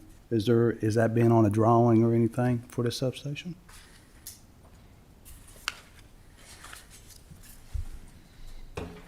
So I think on the next item, the special use permit for the substation, we'll get into a little more detail about where the substation may be located on the Summit View property, and then You'll be able to answer the question on the next one. yeah, I Special think use so. permit. Okay. I think the short answer is, until APCO finishes their design and determines the location, that'll dictate kind of where those lines will need to be to connect to the existing 138 kV. And I think I can say this pretty with certainty, is that anywhere that those connecting lines would go off the county property, they would need to get easements from those property owners to make that connection to the existing line. So. Okay. All right, so that answers, well, I'm gonna make a motion then, with Thank you, Mr. understanding that there. Thank you, Mr. Meredith. I recommend pursuant to the requirements of section 15.2-2223 of the Code of Virginia, I recommend that the revision to map number 9.5, power transmission lines, be adopted and incorporated into the county's comprehensive plan as an amendment. Okay, is there a second? A second. Thank you, Mr. Jamison. Madam Clerk, if you do roll call vote, please. Supervisor Mitchell, Yes. Supervisor Meredith, Yes. Supervisor Carter, Yes. Supervisor Jamison, Yes. Supervisor Quinn, Yes. Supervisor Tatum, Yes. and Chair Smith. Yes. Okay. Mr. Sandy, you're back up for the last time, sir, on again, dealing with the same issue, but different variation of topic.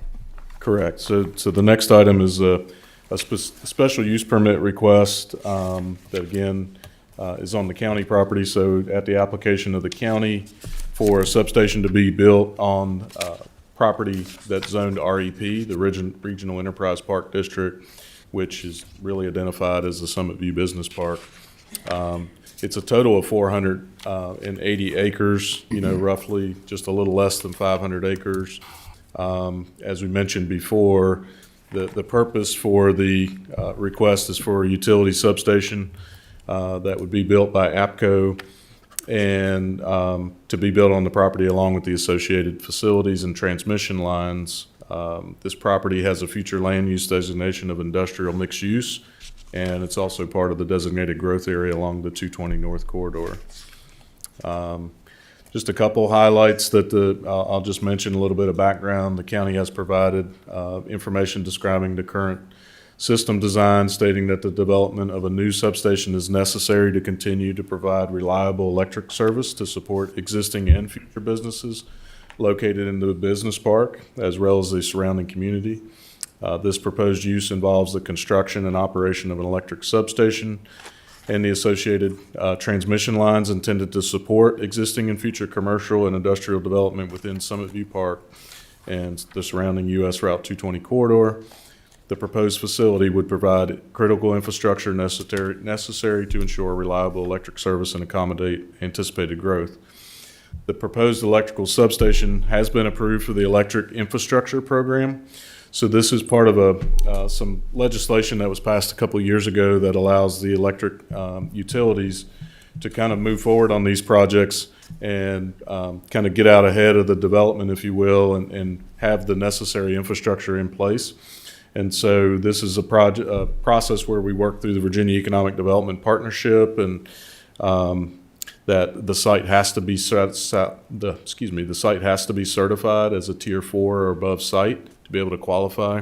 And so Tier 5 being the highest of being completely ready for someone to come in and operate and build a business. Type 1 being the least infrastructure or the least developed. And so this park is currently a Tier 4, and one of those reasons is it lacks the critical infrastructure for electric services to be able to get it up to the highest level. And so there's some code references there, Section 56-576 and then 585-110 that kind of describe the program, and I think there's copies of that legislation in your packet. As well. There has been 10 phone calls as of the time this was done, and one walk-in to the planning office to inquire about the application. One citizen stated concerns about maintaining the buffer between the walking trail and the proposed substation. And then there were 3 citizens that spoke at the Planning Commission hearing, 2 in opposition and 1 inquiring about project specifics. And so this is a conceptual plan that's been provided. Let me give you a little bit of kind of bearing. So this is Pleasant Breeze. So what we generally call the south entrance on Route 220 is just off the page here. The library kiosk is just off the page here, just to kind of give you some bearing. If you've been out there recently, there are no more structures here. These were some of the farm structures that were at the top of the hill. Those were removed under a recent contract to grade the property. And this property here is what we refer to as the Dogwood site, which has been under a grading operation for the last year or two. We've been securing some grant funds through Tobacco Commission and others to kind of help get those sites pad ready. And then this adjacent site is partially graded now, and they're continuing to work through that. This is generally referred to as the Eagle site. So what is currently envisioned from APCO is that this proposed substation would be located to the back of that property as far as possible to what's already graded, or there may be some additional grading that would occur to accommodate the potential substation here. This is showing roughly 6 acres of area to accommodate the access road, the stormwater management, and the proposed substation. Again, just to give you some bearings, so the pavilion is up off the page here, And you can just see a portion of the walking track, which is down in the bottom across the creek from this proposed location. This is just a picture of another substation that is in the APCO territory, and then really the same picture from an aerial view for facility. The most recent one that we've had constructed in the county is the Webster Station, which was a couple years back, developed over just off of Webster Road. And so that's, I don't know, that's the most recent example we would have of a new construction of a substation. Again, this is part of the Summit View Business Park. A lot of numbers on here. These are all the tax parcels, but you can see kind of in the outline of the blue is actually the 500 acres of the Summit View Park. And really where we're looking at is kind of the back part of this graded pad right here. And again, I'll just reiterate that that's really kind of where APCO is focusing in right now on the best location for siting this for this station. What we did was we went ahead and advertised the entire park just to allow some flexibility in case their design requires that it needs to be shifted a little bit. There's some flexibility there as they continue to work through the necessary designs that they have. And then, as has been mentioned too, you know, one thing that they'll have to do is be able to connect back to that existing 138 kV line, which runs right here, just on the other side of the church, really, and runs right through the property here. And so those are the engineering plans and discussions that are currently going on with APCO. And again, as I mentioned before, this is part of the Summit View Industrial Park, which is industrial mixed use. It's part of the designated growth area, and it is part of the Regional Enterprise Park. And again, just another picture showing the future land use. So just a couple points under analysis, which we've really addressed several of these already, but the proposed electric substation will be designed and located to minimize impact on adjacent properties.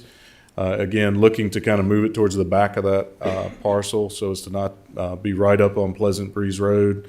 You know, I will say that we've really been working with AEP for several months to really find a suitable location, both for the park, but also from an engineering standpoint for American Electric Power as well.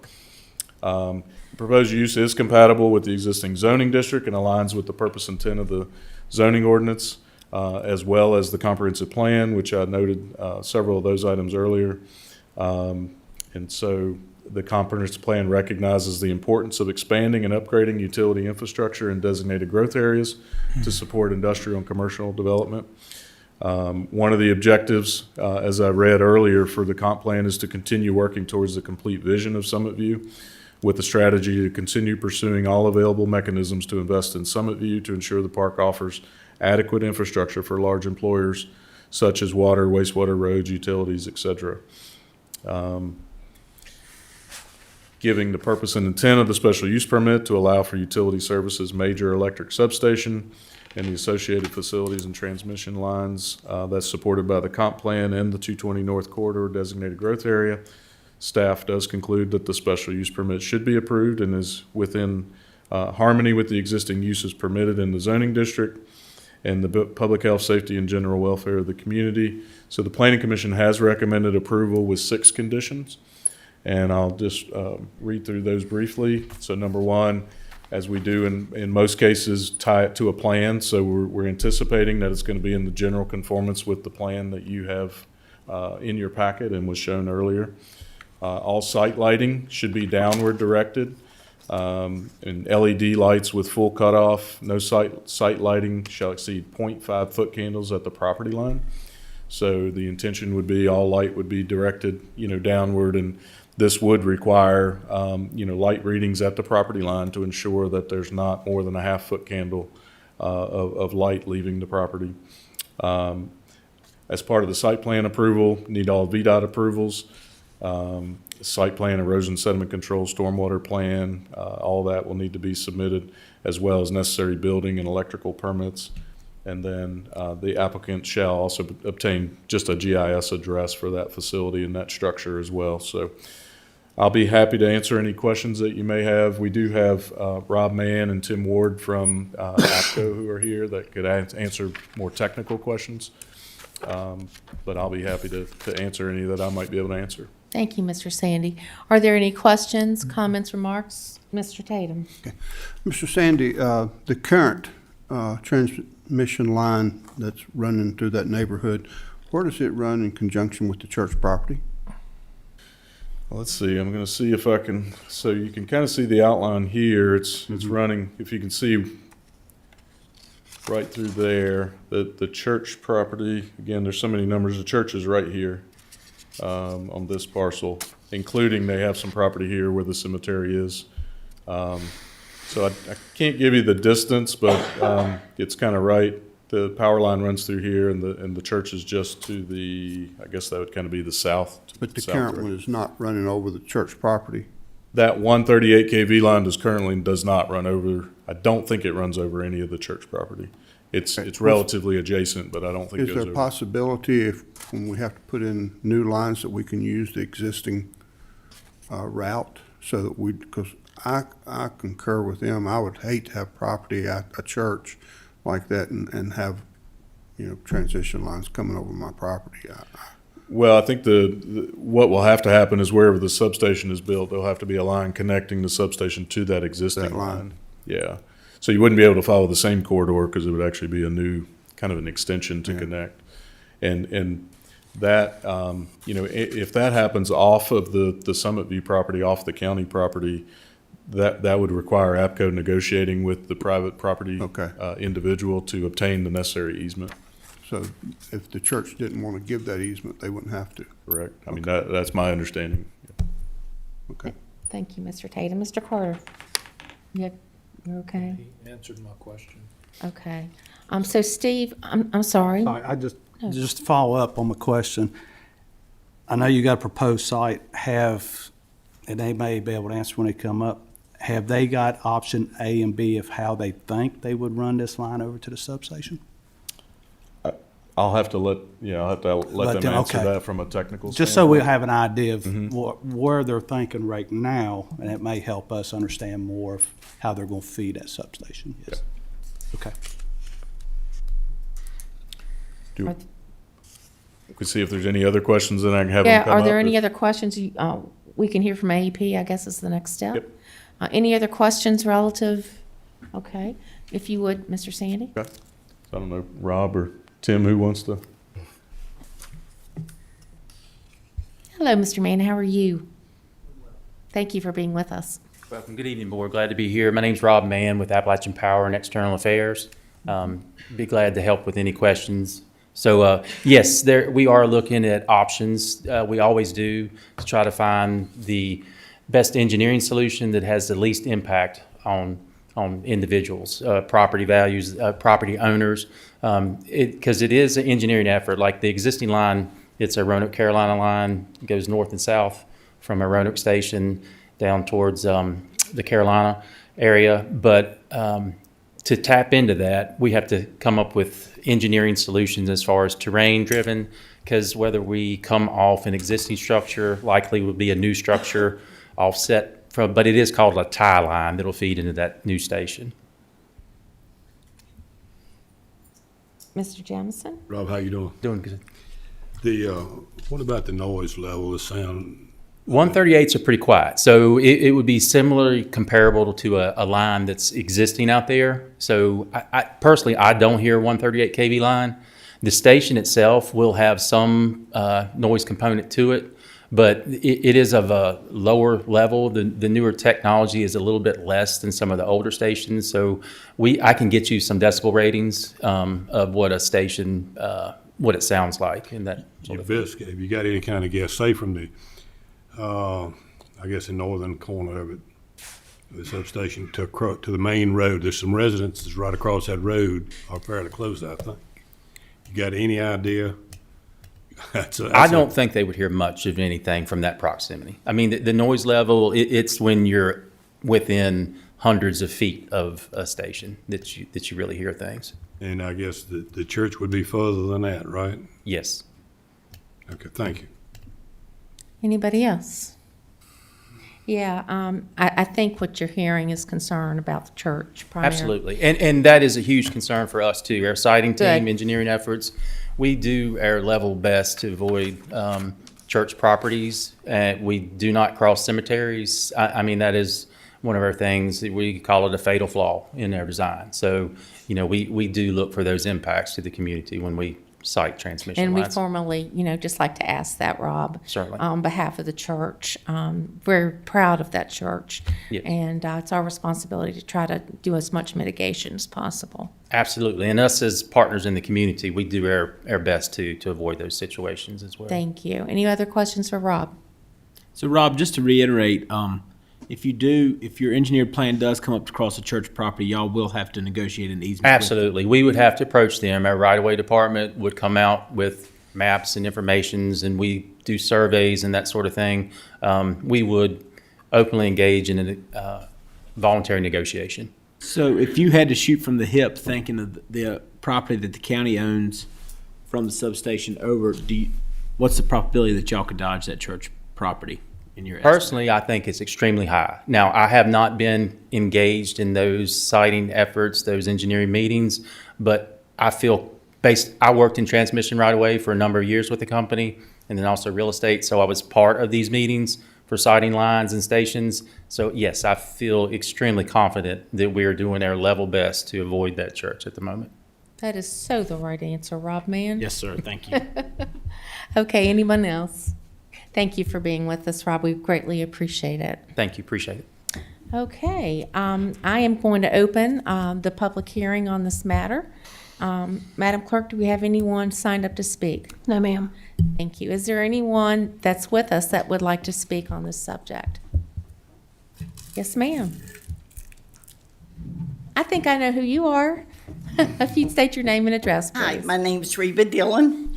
I didn't intend to speak, but there is something I would like for you all to think about before you make your decision. Reba, can I interrupt you? I need your name and address. Oh, 6051 Burnshimley. Thank you, thank you. The town of Radford has got underground lines. My son has lived there for about 7 or 8 years, and they've had electricity cut off for 30 minutes in those 7 years.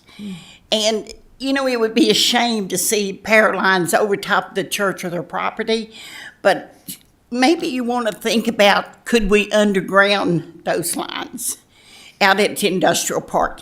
The industrial park would look much nicer instead of having all these lines going over top of it. Let's put them underground, and they're much safer. Okay, thank you, Reba. We appreciate it. Anyone else like to speak? Yes, ma'am, please come up.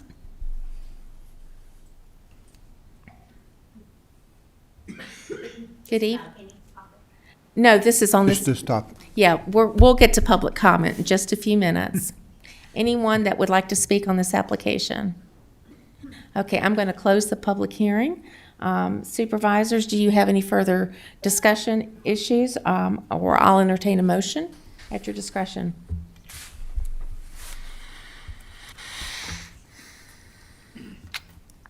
I'll offer a motion. Thank you, Mr. Mitchell.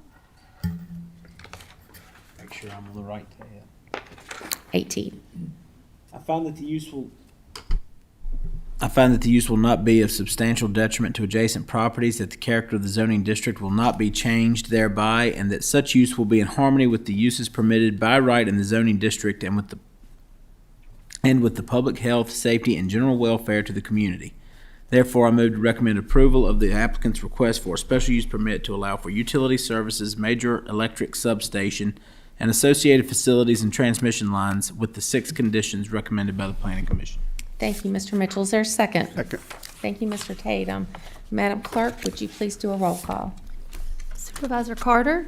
Yes. Supervisor Tatum? Yes. Supervisor Meredith? Yes. Supervisor Quinn? Yes. Supervisor Jamison? Yes. Supervisor Mitchell? Yes. And Chair Smith? Yes.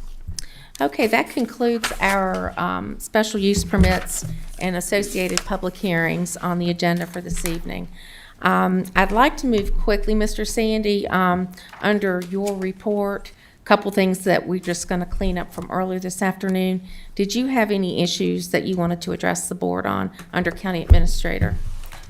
No, ma'am. The only thing was just confirming the joint meeting with the school board for the 24th at 5 p.m. I think it's listed on the agenda. And if the board is in concurrence with that, we'll make sure that the proper notifications are in place for that meeting, which would be held here in this room. Correct, clerk? Yes. Yes. Yeah, they're making accommodations to have it in this room, so. So my colleagues, are you all okay with the date and time? Everybody okay? Very That's good. the 24th at 5 p.m. 24th at 5 o'clock in this room, joint school board meeting. Correct. Is that all you had, Mr. That's really all I Sandy? had of Okay. significance. Mhm. And what I'd like to do now is go down the dais for any other matters by supervisors. Mr. Jamison, would you like to start us off, sir? I have none. Thank you. Mr. Tatum? I just have a couple. One, the Friends of Ferrum Park reached out to me a while back, and they're trying to expand and move forward with the development of the park. And a couple things that are needed in the line of infrastructure. One is water, sewer. The other is electric power. They've gotten price quotes and estimates on both of those, and they are going to be able, within their resources, to cover the water and sewer and sidewalk expansion, but they need some help with the electric to go back to the end of the cul-de-sac. And what they're looking at is running it from 40 up to the end of the road, and it would encompass the 12 campsites that they already have developed, and it would supply power all the way up that road for future development, future housing or anything that would go in there. The electricity is going to need to be there. The price quote that they have gotten for it is approximately $33,000 to do it all, and they're asking if we could help them with that. I spoke to Mr. Sandy about it a while back, and he mentioned maybe we could do some type of a cost share on it.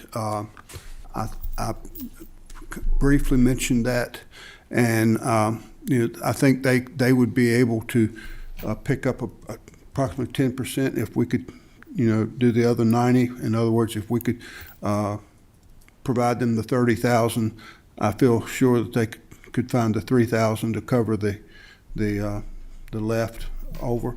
But that's just to keep that project going, and it's something the county should have done years ago if they'd been serious on developing that property anyway.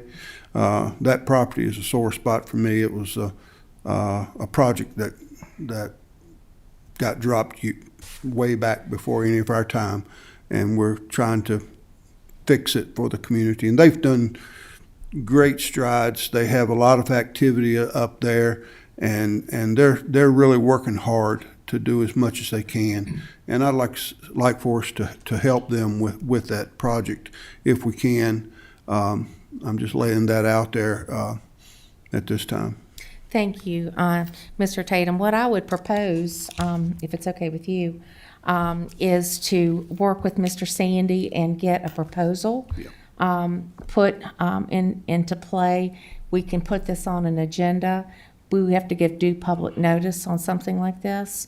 Mr. Sandy, can you work with me with agenda review in March to get this on the agenda? Now, I want to make sure that this is at the will of the board. Does any member of the board have a problem with us entertaining a proposal? No. Okay, there you go. So, Mr. Sandy, if you'll help me as we do agenda review for March, do you have any reservations? No, I guess one thing that'd be helpful is where the funding would come from. We're going to ask you to, you and Mr. Carter. Ask us to come up with that? Okay. Yes. We're going to ask you to make maybe 2 recommendations. And we will be thinking about that as well in the interim. Sure. Because that's always the bottom line, is where's the money coming from? We're at a critical point as we prepare for budget and working with the school matters at hand. So all of those things will be kept in mind. Because it's currently not budgeted. I know. For that purpose. Right. But not that we can't find dollars somewhere, but it's not budgeted in our current. I just, if the board is okay. Well, and Madam Chair, I would just say that maybe not see what next month brings as far as the agenda goes. Okay, If it's as packed as today's is, fair enough. we'll wait and see That's fair. if there's time on next month's agenda. Mr. Tatum, is it time sensitive? The cost of materials and things keep going up, so, I mean, in a sense, it would be time sensitive, but I don't think a month or two would make a big difference. I think what we can do is make a commitment that we will examine Yeah.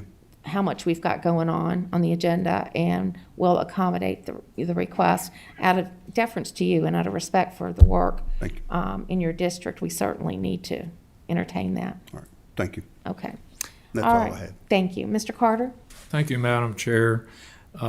I want to report to you all, I'm your representative on Department of Social Services, and I want to brag on them a little bit. They continue to impress me. They meet their goals every month, and they typically exceed greatly the state goals for an organization, and they're constantly being recognized by the state of Virginia for their work with social services. It's really a well-run organization, and I'd also like to brag on our public safety department. Recently, I've had to utilize their EMT services on several occasions. Such great professionalism, such great folks working for them. I'm very impressed and very proud of our public safety department. Thank you so much, Mr. Carter. You're I'm sure welcome. they'll appreciate those comments. Thank you. Is that all you have? That's all I have. Mr. Mitchell? I'm good. Mr. Quinn? No report. Okay. Mr. Meredith? Only one thing I have, and I know, I'm sorry. I only have one thing. On our commissions, I did get one of our spots filled, so whenever we can, Yeah, we can pick that up. We'll have a closed session after this. that's fine. And And that's the one thing I have. Thank you for doing that. I've got it so noted. Okay. Okay, in terms of brevity, I don't have anything right now. So, okay, we're going to move then to our period of public comment. At this, we've reached that time in our meeting. Public comment gives citizens an opportunity to address the board in person or in writing on matters appropriate to the responsibilities of the board. Each speaker will be limited to 3 minutes for their comments. Speakers must direct all comments to the board as a whole and not to individual board members or employees of the board or county. Personal attacks and insulting, profane, or vulgar language will not be tolerated. Likewise, commentary on issues that are not within the purview of the board and that are not a function of local government and over which we have no control are not acceptable. Public comment is not a question and answer session, and board members will not answer questions during public comment. If a speaker violates these rules, the chair may rule the speaker out of order and upon second violation, have the speaker removed from the podium. Madam Clerk, do we have anyone signed up? Galen Jackman, and he is requested 5 minutes. He said he's speaking for a group. Okay, very good. Mr. Jackman, good evening. Good evening. You're gonna put 5 minutes on it? There we go. I'm Galen Jackman, 750 Summerwind Drive. I live in Union Hall District, and I represent my community of Contentment Island, and I serve on the Union Hall Village Working Group. I'm a veteran, and I proudly wore my nation's uniform for 4 years as a cadet and 35 years as a United States Army officer. I commanded and led organizations at every level through the rank of Major General. My wife and I could have retired anywhere in the world, and we chose Franklin County. In the 14 years we've lived here, one of our priorities has been to serve our community. I'm here tonight to speak about professionalism, executive leadership, integrity, and accountability as they relate to Supervisor Quinn's censure by the Board of Supervisors. Truth in lending up front. I supported Dan Quinn's campaign. I voted for him, and he's my friend. When I was informed of Supervisor Quinn's censure, I withheld judgment, dove into the information publicly available, talked with a number of my fellow citizens in the county who are aware of the details of the matter, and questioned Supervisor Quinn myself. Here's what I learned. That Supervisor Quinn brought information to the Board of Supervisors regarding potential election interference that was provided to him by a county employee. That Supervisor Quinn recommended to the board an independent investigation be conducted to establish the facts regarding the raised issue. That the Board of Supervisors directed only a cursory inquiry into the matter. That the inquiry was not independent nor adequate, and that the person conducting the inquiry was in the direct supervision line of the Board of Supervisors, and that the person conducting the inquiry did not interview all persons allegedly involved in the matter, and therefore never established all the facts. Importantly, there is no public record of this inquiry. That Supervisor Quinn did improperly disclose closed session confidential information publicly regarding hiring, and that Chairman Thompson did the same, additionally identifying the selectee. That the Board of Supervisors failed to follow their own rules of procedure in deliberating the matter and potential discipline. That Supervisor Quinn was never allowed due process by the board to defend himself in front of the board, either in closed session or in a public session. That the board has not been fully transparent with the public regarding this matter. So this begs the obvious question: why did the Board of Supervisors at that time act in this manner? I can only come up with two possible conclusions. The board does not appear to have acted competently, and/or they were concerned about where a truly independent investigation might lead. So what I'm talking about here is potential incompetence and/or corruption.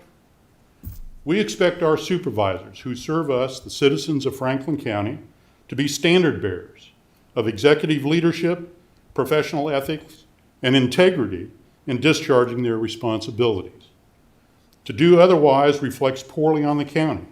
The conduct of the board in this matter, as I have noted, shatters the reputation of the county and erodes trust in the county. Why would people want to come here or stay to live, work, raise, and educate their families and retire? And why would businesses and developers want to come here to invest in this county when it's governed by supervisors who act in such a manner? This is a strategic issue for the county. Our future depends on competent and ethical leadership. We deserve supervisors who behave professionally and ethically, are excellent leaders, demonstrate the highest integrity, and serve the people of Franklin County. If the supervisors fail to hold themselves accountable to these standards, we, the citizens of the county, must. Thank you for the opportunity to speak. Thank you, Mr. Jackman. Remington Davis, he's also requested 5 minutes for a group. Just a moment.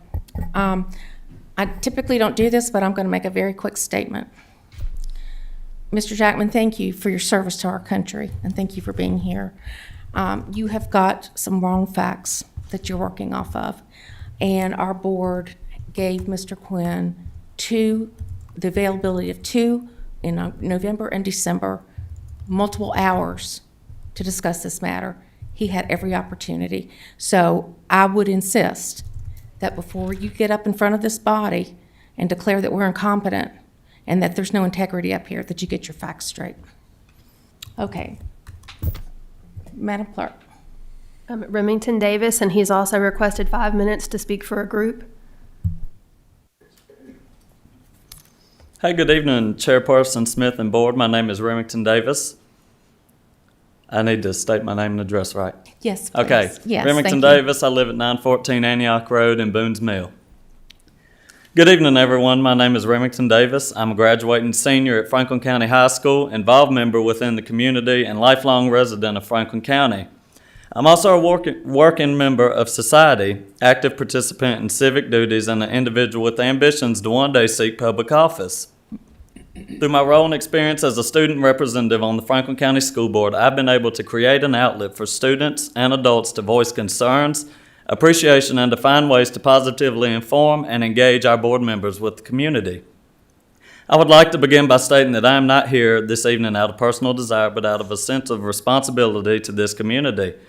I stand here mostly alone because others who share similar concerns were reluctant to attend due to fear of public humiliation or criticism, the very topic I'm here to address.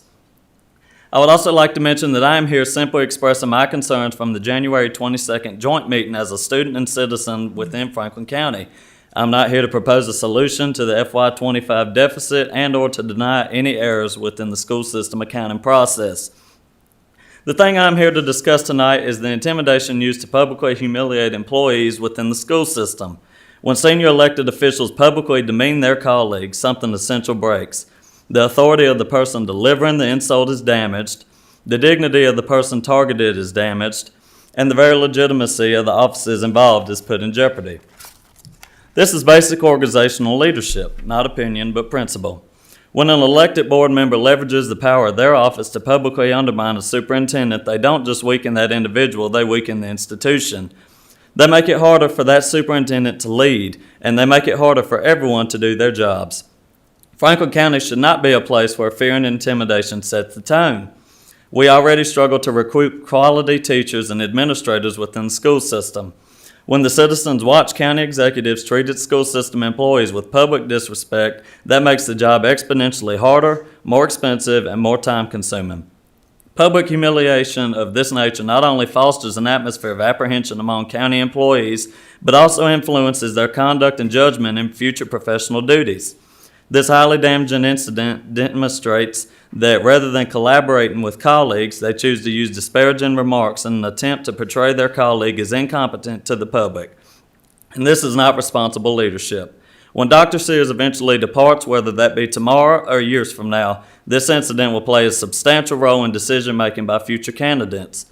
They will find the news coverage, they will see how our superintendent was treated, and they will ask themselves, is this where I want to lead?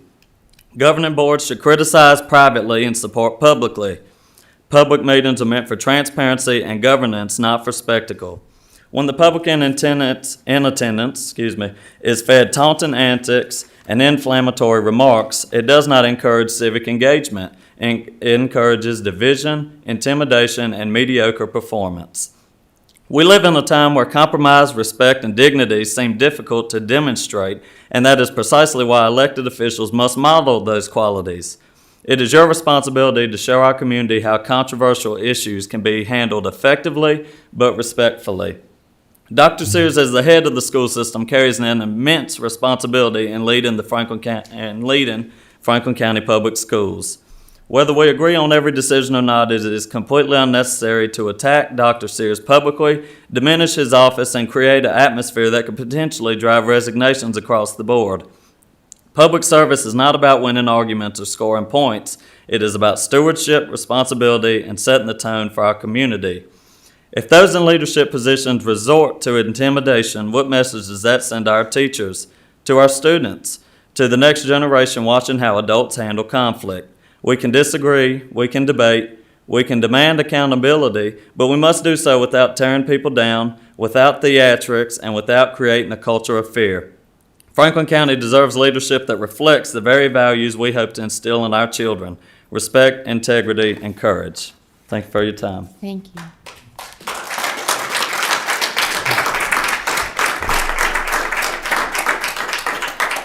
Lisa Leotti. Good evening. Good evening, how are you? Good, I'm fine. If you state your name and address, please. Sure, my name is Lisa Leotti and I live at 145 Spring Street in Rocky Mount. Very good, thank you.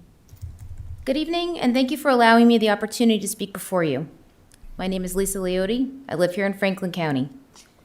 My husband is a retired detective who teaches at the high school. My youngest son, Aiden, is a senior there.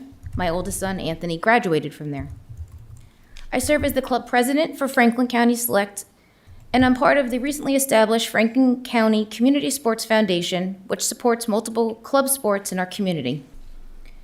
This is our home in every sense of the word. I'm here tonight to place my comments about Summit View Business Park recreational areas on record, particularly for this evening, the soccer field. Some of you may have seen the plan, some of you may have not, but I wanted to touch on the human side of things before a public hearing. I'd like to start by saying this isn't about elevating a sport. It's not about pushing recreational sports aside. It's not even about asking the county to write a check. It's about clearly defining how the space at Summit View Business Park can be improved, used, and maintained to maximize opportunity for the kids in this county. We're going to be seeking a partnership with the county, who will maintain land ownership, and the foundation, who will step in to volunteer time and effort and invest and sustain the recreational areas of Summit Park alongside the county. It's about supporting local economic development through athletic tourism. For me, stepping forward like this is rooted in service. I was raised to believe that when you see a need in your community and you have the ability to help, you lean in. You do not wait for perfect conditions. You don't simply name the problem. You look for a way to be a part of the solution. You sacrifice yourself for something bigger. That something bigger is these kids. When you sit where you sit, you're responsible for budgets and policy and fairness, and I absolutely respect that. Where I stand, I see the human side of those decisions. I see teenagers trying to figure out who they're becoming. I see kids watching closely to decide whether this community is solid enough to trust. Whether opportunity here is something they can lean into or something they should learn to brace themselves against. For me, this is actually really personal. I know not everyone in this room may connect to sports. You might not have played. You may not have a child who played competitive programs. So when you hear the word field access, it might sound like practice slots or game schedules. That's not why I'm standing here. I'm here because I care about opportunity in this county, and I know how fragile it can be. I grew up in a home with love and no money. That is a reality for a lot of the Franklin County families. My parents worked constantly just to keep us above water. We were never neglected, but we were stretched, and we as children shouldn't feel. At the time, I didn't call it hardship, I called it life. When you grow up, I got 5 organizations I'm representing. Can I get a little bit more time? Did she have 5 minutes, Madam Clerk? She didn't sign up for 5 minutes. Okay, I'm sorry. I didn't write for groups next to my name? No, but you're speaking. Are you speaking for a group? Yes. If she represents a group, if we can give her 2 more minutes.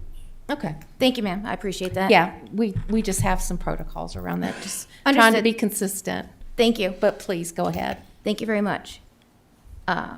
You learn not to lean too hard into good things because you are not sure how long they're going to last. And I see that instinct in some of our kids. I see the ones who feel the burdens about needing a ride, the ones who ask about fees, the ones who calculate ahead of time what they need to sacrifice. I was a kid in that way. I was the one with the cheap plastic cleats that rubbed my heels raw. I was the one who would tell myself that was being tough because I just assumed that was strength. And that's what a lot of these kids are doing.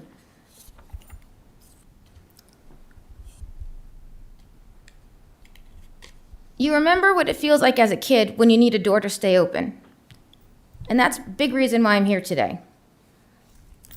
There is a field at the business park that we've been using for soccer. And the struggle we had to be able to let these kids play sports is incomprehensible. Last year, we had a field that we worked through with the rec department.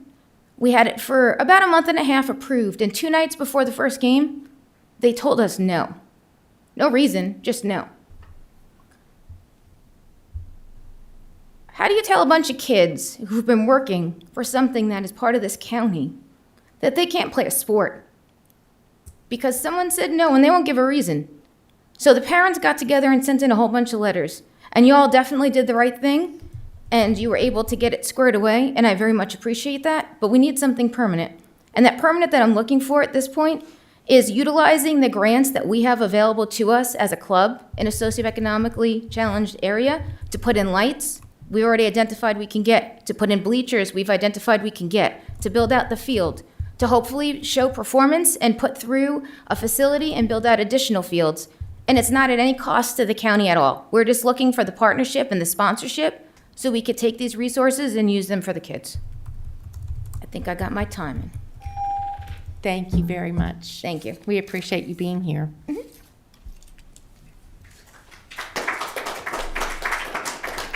Keith Johnson. Hello, Mr. Johnson. How are you this evening? Good, thank you. I have copies for you if you want. If you'd state your name and address, sir. Keith Johnson, 190 Leading Oak Road in Boones Mill. Thank you for letting me speak to you tonight. I suspect most of you on this board follow national news. Have you seen the billions of dollars of fraud in Minnesota, California, and other states? How does this happen? How can states and localities steal billions from taxpayers? One way is the people in charge approve of fraud and lie about it. When people point out misconduct, the people in charge attack the messenger. For years, we've been trying to get our public schools to stop providing pornographic material to our children. School officials say they don't have porn in the school. As you recall, previous board, I gave you a flyer with 4 of many examples of porn the school made available to our children. Do you think those books were pornographic and inappropriate for our students?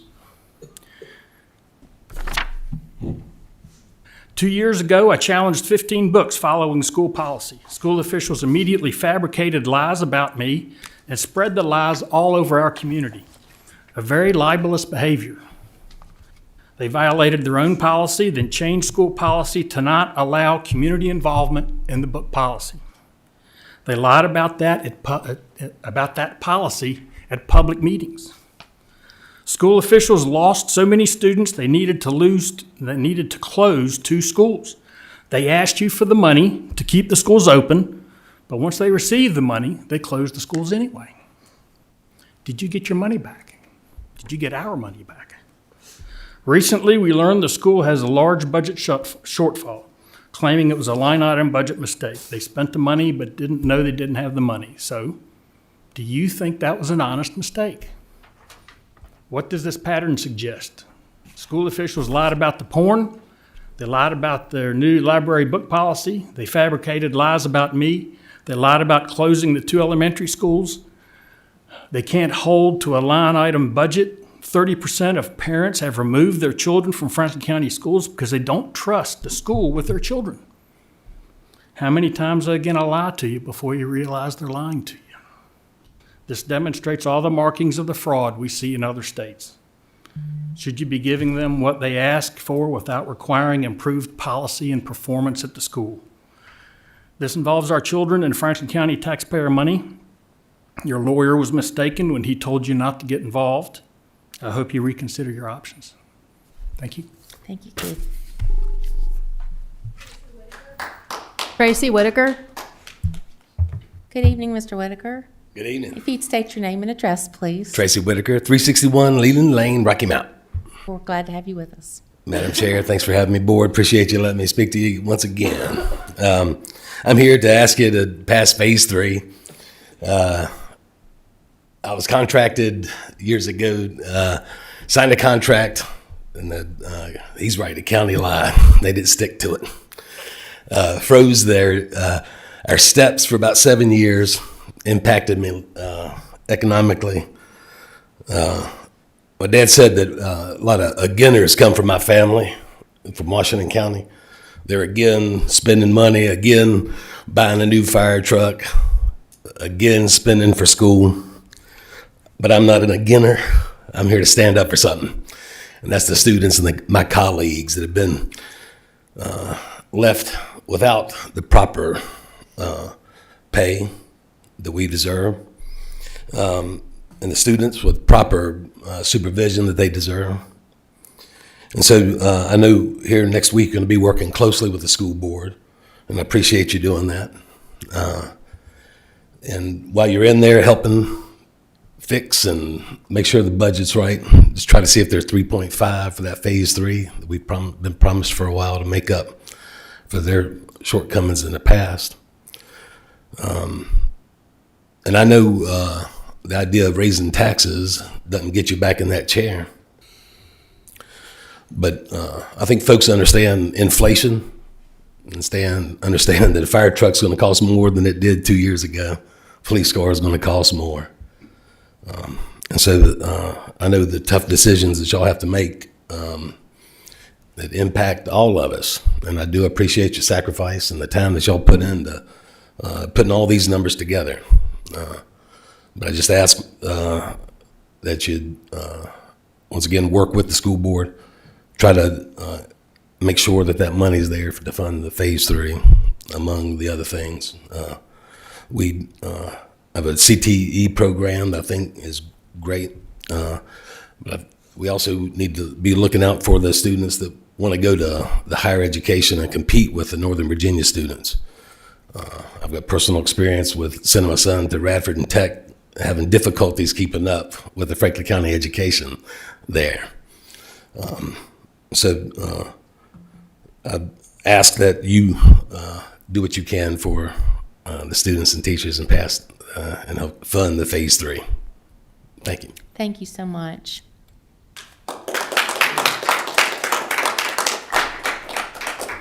Matthew, and I can't make out the last name. Placido. Okay. Good evening, Mr. Placido.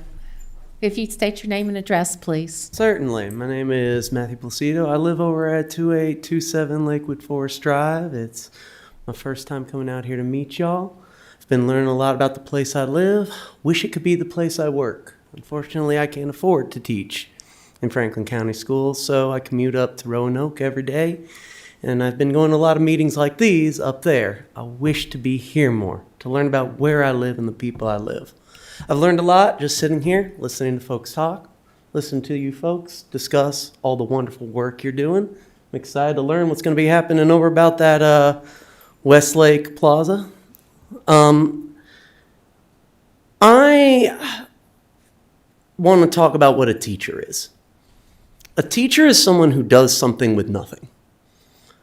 I heard somebody comment, for example, about pornographic literature being distributed. Now, I don't know nothing about that in no school, but a teacher is someone who, regardless of whether there's a book in the library or not, pornographic or otherwise, they can go into a room with a bunch of students and make them learn. And they will find the resources they need to do it. They just need to get paid. So I know you're going to be meeting with our school board, and there's going to be a lot of tough discussions about money. Hey, I've been going to a lot of these in Roanoke. There's a lot of tough discussions about money between the council and school board there as well. One thing I hope you keep in mind as you're there, and I say this as a taxpayer and someone who lives there, and someone who's willing to pay more in taxes, since I live in quite a nice neighborhood, despite being a teacher.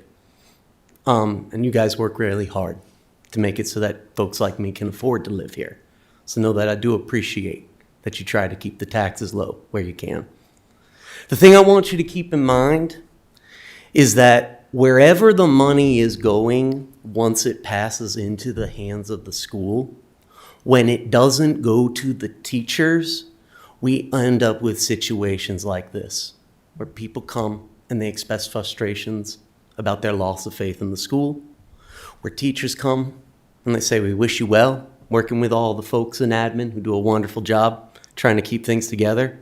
But at the end of the day, we're still in a classroom wondering if we're going to be able to pay our own bills.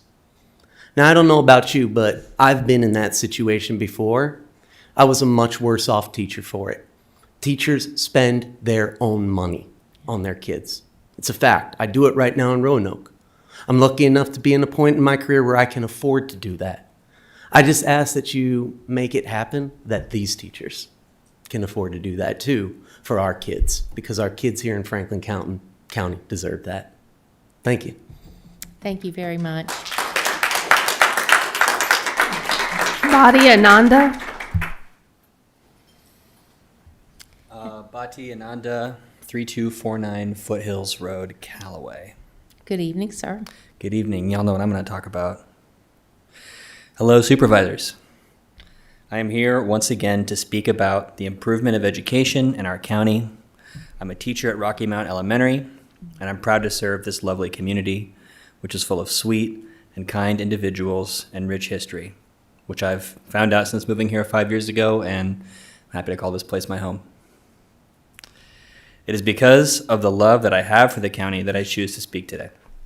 Despite the budget crisis, the compensation for teachers in this county is anomalous. The excellent teachers that have chosen to stay in this county are doing so out of pure generosity, and to continue not to prioritize their deserved compensation is a decision that I hope is not made. The students in this county are our future. A choice not to prioritize their education by not funding Phase 3 needs to be avoided. A footnote here as well. I remember some comment that was made. I don't want it to seem like I'm just calling out y'all and not the school board. We go and we talk to the school board and we say the same things. I understand that it needs to be y'all working together and not, I'm not trying to point any fingers of blame here. And I appreciate all the work that y'all do, of course. Thank you for hearing me out. I'm grateful for y'all's work to make this community county a better place. And I'm grateful to call this place my home, like I said. Thank you. Thank you very much. Shannon Brooks. Good evening, Ms. Brooks. How are you? I'm doing all right. How are y'all? I'm doing well. If you'd state your name and address, please. Sure. Give me just 1 second. I'm trying to get my little file. Oh, you're fine. You're fine. I'm having a technology moment here. We all have those. I know, right? Okay. I'm Shannon Brooks. I live at 1680 Standiford Road, Union Hall, Virginia. And I'm speaking tonight partly as a teacher with 19 years experience, all of them in Franklin County. Mainly I'm here tonight to speak as a Franklin County resident, actually, so that's a little bit different. Specifically, let me give you a little bit of background, okay? So I have a household, right? And as head of household, I have a budget, okay? And I've been thinking a lot about budgets lately. Y'all been thinking a lot about budgets. And one of the things that we all learn about budgets is when you run out of money before you run out of month, you have to rework your budget. And so I've just been thinking a lot about that, about where does our money come from and things like that. So I got to thinking, I thought, well, where does Franklin County's money come from? Well, it comes from taxes. Well, yeah, duh, Shannon, right? So then I thought, well, but specifically, what about those numbers and how do they compare with other localities, okay? Because I've been here a long time. I've been here since I was 9 years old, okay? As long as I've been working, I've been paying taxes. So where's my money go and how does it compare with other counties around us? So I've got some numbers. Brace yourselves, okay? There's some math involved here. First number, $62,000. $62,000 turns out to be the median household income for a Franklin County family. I was surprised by that. Here's another number, 43 cents. 43 cents is the tax rate per $100 of assessed value for Franklin County. You guys know that. So I started looking at that and I thought, well, how does that rate compare with other counties around us? And I was real surprised to find some things. First of all, I found that we have this number called an LCI, stands for Local Composite Index, basically how much the state says we should be able to pay towards our school budget. And I know we've gotten a real bad deal with our number, our LCI number lately, but when I went back and looked at other counties that have LCIs like ours, I was really surprised. Because what I found was that the 4 counties in Virginia that have an LCI like ours, they all have a higher tax rate. Even though, get this, their median household income is almost identical to ours. So that was interesting. And I thought, well, but we all know that LCI is based on property values. Property values don't pay taxes. People pay taxes. Income pays taxes. So I thought, well, let's look at other counties that have similar household median incomes to ours. There are 10 of them, by the way. And of the 10 counties that have a median household income like ours, Franklin County has the lowest tax rate of all of them. We're not talking small numbers. Anywhere from 12% to 42% lower. The average county in this state with an income structure like ours is raising 25% more through real estate taxes than we are. And that adds up. Now, I don't like paying taxes, but you better believe I like living in Franklin County, and I like what taxes buy me. And I'm sure I'm not the only one. Think about it. Thank you so much. That's all I have. Thank you. Is there anyone here that would like to speak to the board that didn't sign up? We're happy to hear from you. Okay, sir, please come forward. If you'd state your name and address, please. Roger McBride. I'm representing Germantown Brick Church of the Brethren. My address is 41510 Franklin Turnpike Road, Glade Hill, Virginia. Thank you. One of our concerns there at the church is the pavilion. We've been using that for about 3 years. I don't know exactly when it was built, but it's probably in that frame of time. I have talked with a couple of the administrators of the county. One of them is Mike Burnett and Paul Chapman, and about water and sewer for the pavilion area. I know it's not many people likes to use porta johns. I particularly don't like to use them. I don't know if any of y'all do, but they during the 4th of July, they smell pretty bad.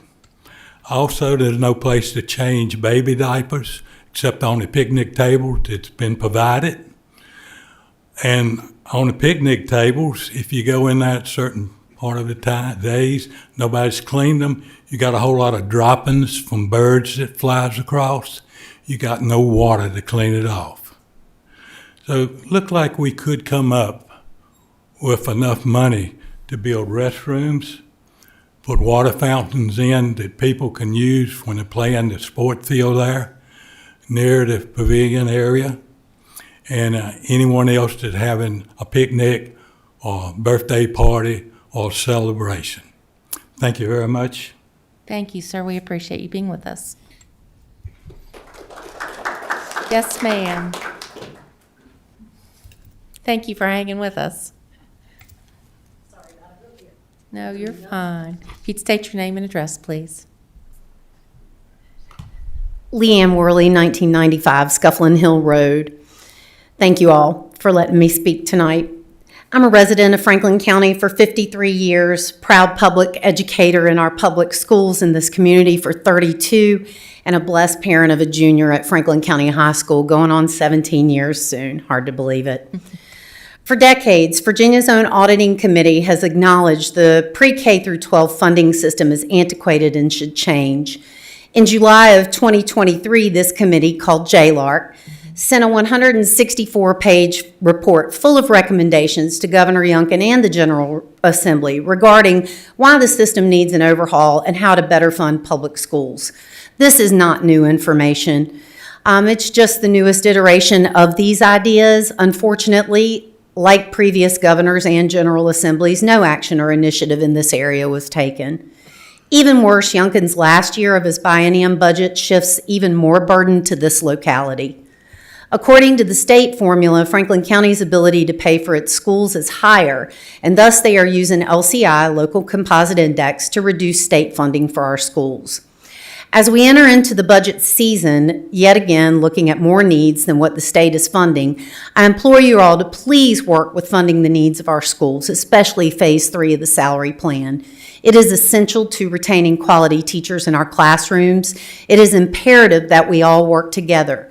You have two primary responsibilities. You have more, but two primary responsibilities to our local government: public safety and the education of our children.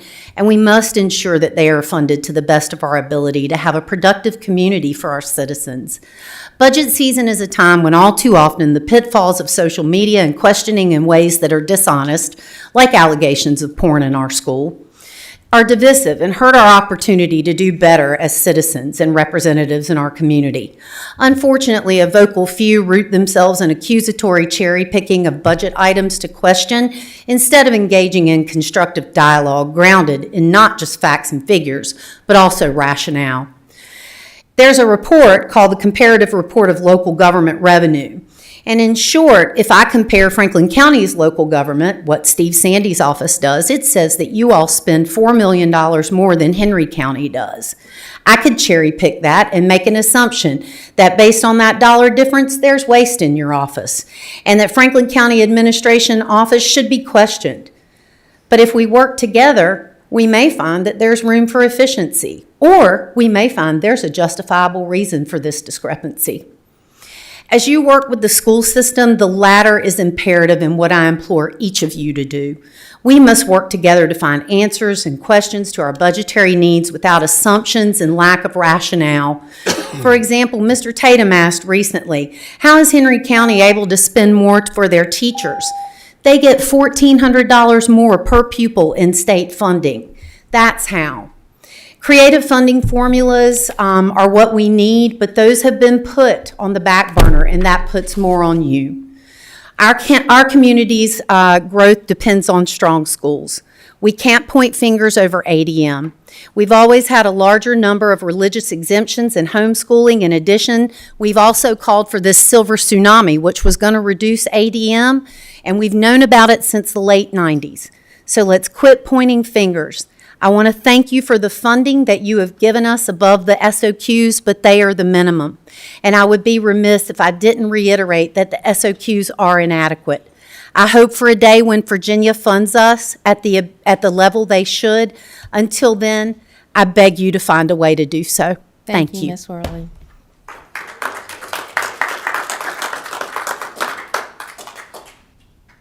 Anyone else like to address the board? Yes, sir, please. Good evening. Hello, If you'd state your name and address, please. I'm Doug Flora, live at 251 Pleasant Breeze Road, right across the road from where the power station is supposed to be put. And your man from Appalachian said that he didn't think it made much noise.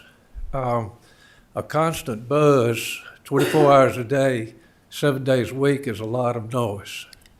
And keep in mind, you know, this thing was in a large plan earlier to go on the north side of Brick Church and close to Stickback. And now it's being changed to in front of my house. And that's a concern, one, because of noise. And also, I'd like to mention what Roger said about the business park needing restrooms. That seems to be a major problem over there. A lot of people walk dogs. There's no trash can or anything for them to throw waste in. And, you know, there's no disposable thing anywhere, and it's all up and down the road. So those are issues that need to be addressed in the business park. Thank you. Thank you so much. We appreciate you being here. Is there anyone else that would like to address the board? Please feel free. Okay, hearing none, we will close public comment for the evening. And Mr. Mitchell, if you would be so kind to take us back into closed session, please. Franklin County Board of Supervisors moves to enter into a closed meeting in accordance with 2.2-3711A1 personnel discussion of appointments to county boards, commissions, etc. A3, discussion of the acquisition of real property or the disposition of real property. A5, discussion concerning a prospective business or industry or the expansion of an existing business or industry. A8, consultation with legal counsel employed or retained by a public body regarding specific legal matters requiring the provision of legal advice by such counsel. Is there a second, please? Second. Thank you, Mr. Tatum. Roll call vote, please, Madam Clerk. Supervisor Mitchell? Yes. Supervisor Quinn? Yes. Supervisor Tatum? Yes. Supervisor Carter? Yes. Supervisor Meredith? Yes. Supervisor Jamison? Yes. Chair Smith? Yes. Okay, we'll adjourn back. Why don't we go in the AC?